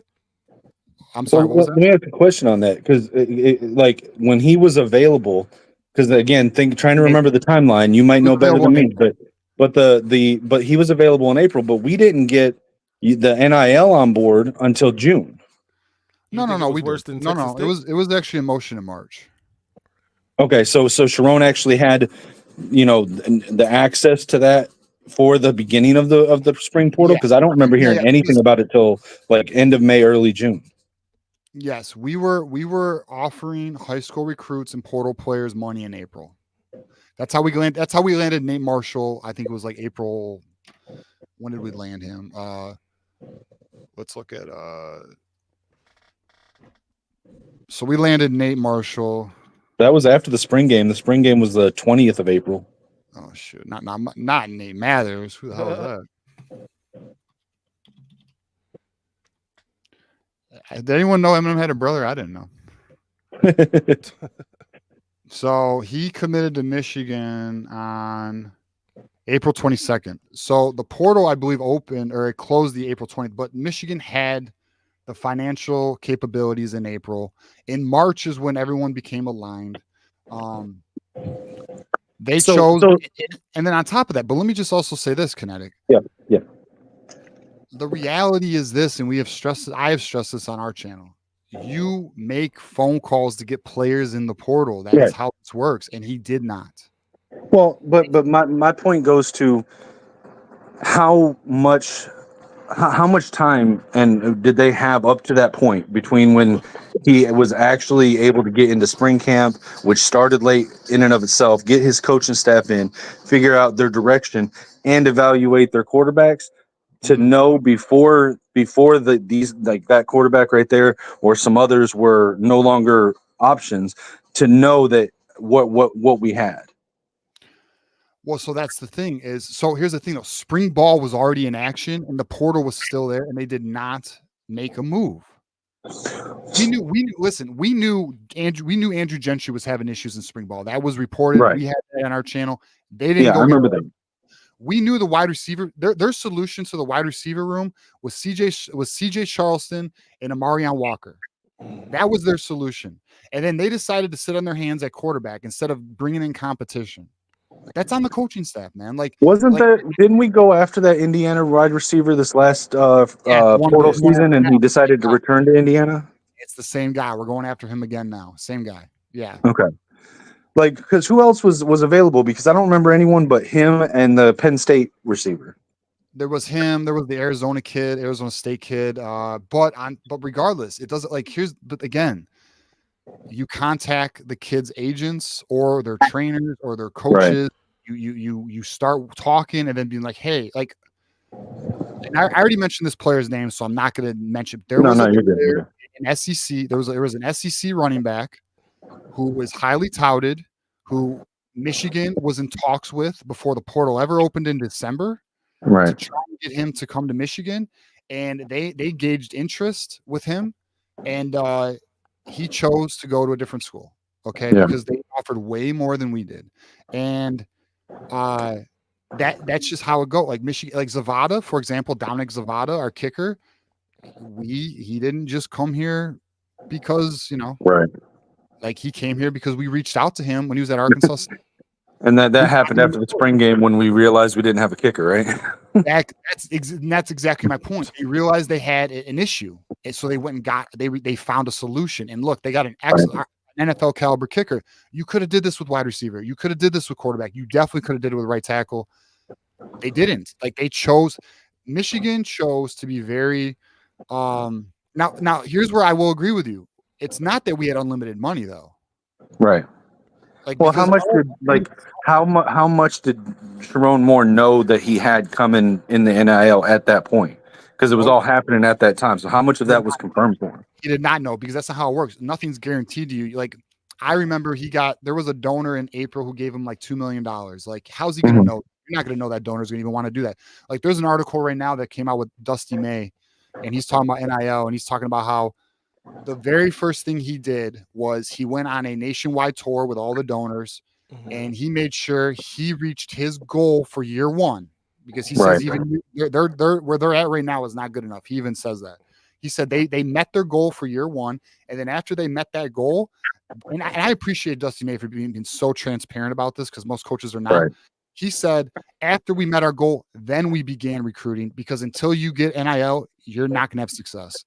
And he literally says in the article that just came out recently that, they still have work to do, and so to your point, I agree with you. Sharon did not have an unlimited budget, and that was a limiting factor. But there also is a stubbornness from Michigan, the coaching staff and the university, where they feel like, well, we're Michigan, you should just come here. Transformational, not transactional. I mean, that's cute. That's a very cute slogan, but that's not reality. Right, and I guess that's my point, is that from watching your show and hearing your takes and that information right there, I've kind of, in my mind, I'm looking at it like that they're starting to come around, but that didn't happen in time in my opinion, for Sharon Moore to get into the new job, get the staff hired, trying to make evaluations on the team on a shortened off season, and be able to pursue with the capability that he needed to. So my point is that I want to see what the coaching staff can do with a full year, with a full off season, with a full portal window, and a full off season to implement their system and their direction and make bigger changes to the playbook if needed.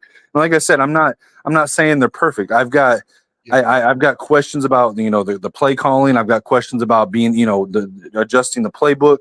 I think that some of the coaches, the position coaches, definitely like I said, John Marie, Bellamy, there need to be some long conversations and evaluations there.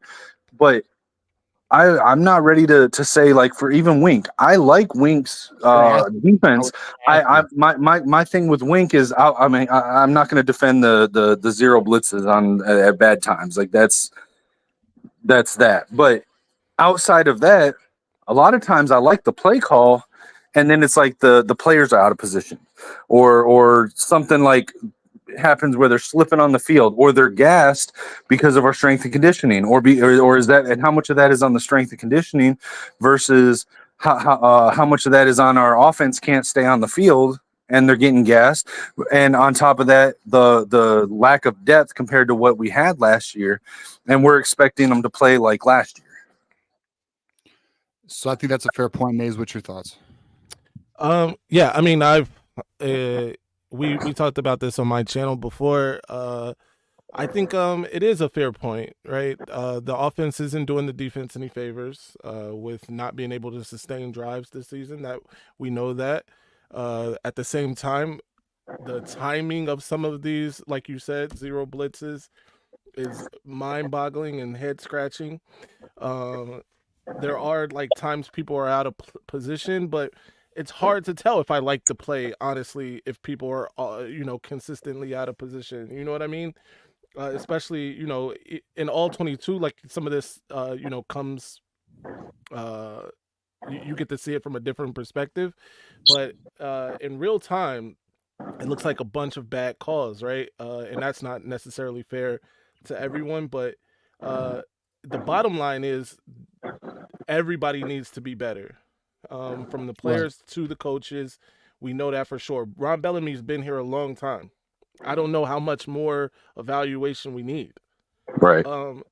Brian Jean-Marie, this is his second stint. Now, granted, both of those happen to be 1 year stints so far, but what has he like brought? What value necessarily has he brought to the team? Mhm.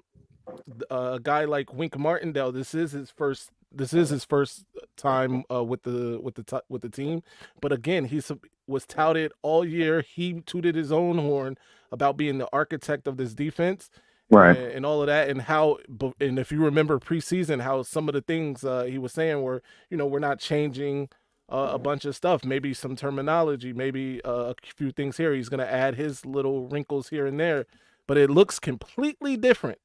If I'm being fair, right? Well, It how much of that doesn't is look from the like lack of depth? Jesse Minter. It doesn't look like Mike McDonald out there, right? And there is some lack of depth things like you were talking about, especially in that secondary.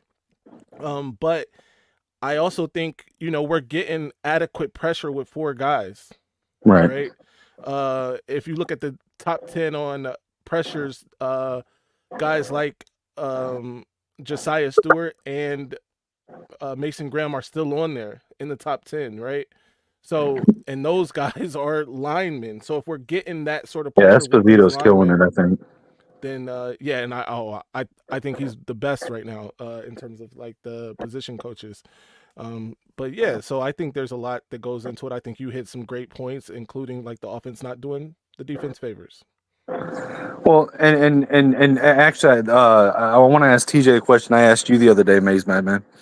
TJ, Yeah. let's assume that Sharon gets at least a 1 game suspension from everything that's going on, right? Yeah. Yeah. Who's the interim coach?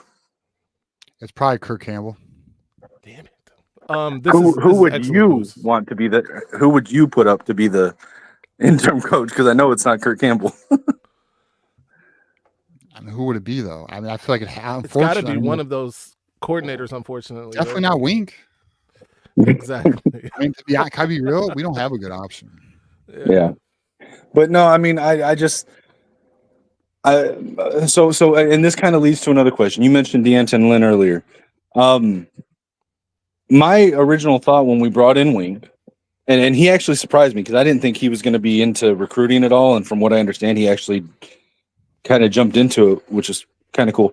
But my initial thought and expectation was that he was going to come in for 2 to 3 years and teach the system to somebody else to be his heir apparent, because that's why we brought him in, right? We didn't want to lose the system. We needed somebody that could run the same system, right? And so who could be the next? Do we have somebody on the staff that could be the next Jesse Minter, the next Mike McDonald? So Lamar Morgan. So this is our final question because I got to move on to our next Yeah, caller. Gotcha. And I appreciate you calling in, man. Don't be a stranger. But because I mean, honestly, man, you bring some good takes, some good perspective. I appreciate it. It's a good debate. It's a healthy debate. But to your point, it's Lamar Morgan. The reason why is Lamar Morgan was an understudy to Jesse Minter at Vanderbilt. So Lamar Morgan's actually familiar with the scheme already. He came here to help and I know it's not translating, but he came here to translate to help translate the defense with Wink Martindale and bring some of those coverage, those zone disguises to this defense, which we're not seeing, by the way, which makes me think Wink is really putting his foot down. I don't know what Wink's doing, but the reality is though, we don't want Wink's defense. We want Jesse Minter, Mike McDonald's defense. So what I think happened is you may see us poach this offseason, you may see us poach a position coach from either the Seattle defense or the Chargers defense. Watch. Or maybe even Baltimore again. We now have three NFL teams we could poach from. Right. I guarantee we're gonna get one of them. And now I shouldn't have said guarantee. I feel like that's the move though. Yeah. So I'm sorry. You said I'll bring it up next time. One more question. Then we'll move on. Well, I was gonna ask you because again, this is a question because you're so tied into the recruiting, and I know when Moore brought in a lot of these guys, it was because he wanted coaches that could recruit, right? Yes, correct. But now with the and I like that approach, but now it seems like we have a bunch of coaches that are really good at recruiting, or supposed to be really good at recruiting, but not great on coaching on the field and development. But now we have that rule change where like analysts or other assistants can coach on the field as well, right? So is it possible to bring in more, like expand the staff to bring in more on-field recruiting without getting rid of on-field coaching without getting rid of the recruiting that we have at the coaching positions? I fully expect Michigan to take advantage of that analyst rule this offseason. So when they made that switch, I think they made that switch in either July or August. They hired one more analyst. They did hire one more, but I fully expect them to get more X and O's guys, more fundamental coaching guys.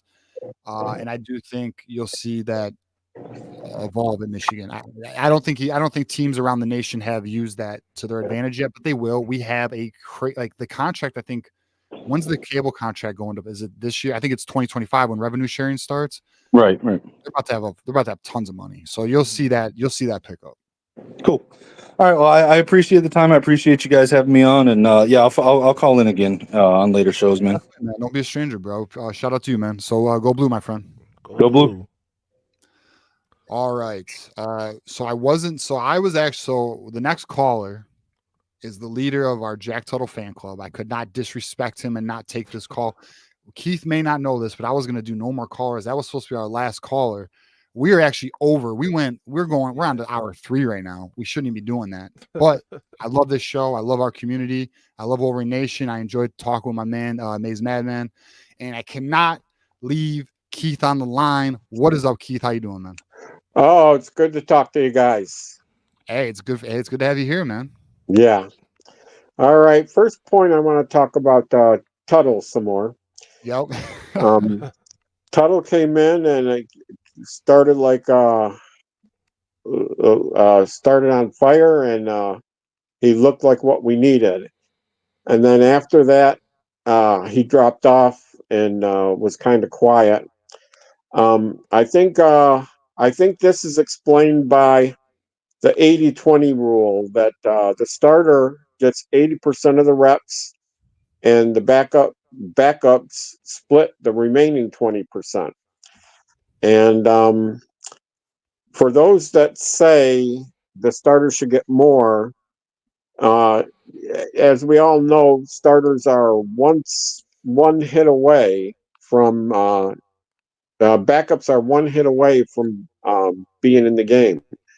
So that 20% that goes to the backups, they do. And when Tuttle was getting that backup, I think they ran out of plays that he practiced with, and so that's why he slowed down a bit. And the point I want to make is, let's wait and see what these 2 weeks of practices we're going to get with Tuttle as number one, and see if we have the offense lights up something significantly different in a good way against Illinois a week from Sunday. And what do you guys have to say to that? Maze, what you got? Well, thank you, Keith, for heading up the Tuttle fan club first and foremost. Yeah, you're the leader, man. We're all in the fan club now. Absolutely. I am now a member of the Jack Tuttle fan club. I do think that next week is huge for Michigan, and huge for Jack Tuttle even, right? And everybody that believes in him, you being right at the head of that line. I like what I saw from him early on. in terms of the spark he created and provided the team. The 3 straight scoring drives was excellent. And that's the sort of thing that Michigan's going to need going forward, especially against this part of the schedule is really tough. There's a 4-game stretch here where we're playing 3 top 25 teams right now. And I think Jack Tuttle is going to be very key in that, and the way he can obviously pass the ball better than the guy he replaced and read defense a little better than the guy he replaced. If he cleans up the turnovers, I think that Michigan has a real shot against every one of those 4 teams. But the most important being the next one, which is Illinois. And I think that if Jack Tuttle plays a clean game, that Michigan wins that game, if I'm being honest. But I'm sorry, TJ. Well, no, I was just gonna. All right. So, Keith, I have to. Unfortunately, we got to keep this. We got to get this kind of quick. I gotta go see something real quick. But, sorry. apparently, the Northern Lights are going right now, and I've never Really? seen that in my life, and I need to see that. My You dad can just see it from there? apparently my dad took a picture. We live really close, so if he can see it, I That's know I pretty can awesome. see it. So, Yeah. so I gotta actually, I need to see it. It's on the Yeah, bucket yeah. list of life. No, So I have to definitely. check it out. So Keith, how about this? So here's where I'm at with Jack Tuttle. The bye week's going to be a big one, Keith, because what we saw Washington adapt to Jack Tuttle and Michigan not be comfortable with him yet. So now I hope with 2 weeks of practice, they can adjust the playbook, build it around him, which I think they initially wanted to do. I think you were right. And we're going to find out. And Illinois is going to be a great test. And if we can come away with that victory and the team can look better, which we're all hoping for, I think that we can be optimistic about the season in terms of the possibilities. The season's not over. I'm not claiming the season's over, but Michigan needs to do what it needs to do to keep it alive. That's where I am with it. So so what else you got? So give us your closing statement, Keith, and then I got to go check this out. Okay. I just want to say we got to keep the 1-0 mentality in mind for Illinois. All that matters is that we go 1-0 a week from Sunday. Let everything else in the season fall where it may. We, especially with 2 0-1s in the season so far, I mean, it's very critical we don't get another one. So just let's do 1-0 against Illinois and go blue. Go blue. I appreciate that, Keith. I agree with you. 1-0, 1-game mentality. Let's do it, and let's keep moving. So, all right, Keith, appreciate you, man. I'm sure I'll hear from you next week. And shout out to Keith. I think we all need to give Keith some appreciation because he stood true. And hey, Keith, you were right, man. So shout out to you. We do appreciate you, man. So thank you, and I look forward to talking to you next week. All right, man. All right. Go blue. Go blue, Keith. All right, boys. Me and Maize Madman, we went over. We are on hour 3 right now. Always a pleasure. Yeah, we appreciate you guys. Thank you, Maize Madman, for joining me. Definitely going to have you on again. Appreciate everyone watching, subscribing, sharing the video, liking, contributing. It means a lot to us. Check us out on all audio platforms, and please check out my man, Maize Madman. Give him a follow. Here's his. I'm gonna drop his socials in the chat. Give my guy a follow. Let's build him up. Oh man, I appreciate that. Thanks. Bro, you're a part of our circle, my friend. So we are allies, and yeah. So shout out to everybody. Thanks again. And as you guys know, it is always. Actually, no, F that. Maize, you got anything you want to say and you want to share, where people can find you and anything before we get out of here? Sure. Everywhere. At Maize Madman. Unfortunately, sometimes we compete for the same airspace, especially after games, but I really try to give these guys their breath and let them have their time for sure. But yeah, follow me everywhere at Maize Madman.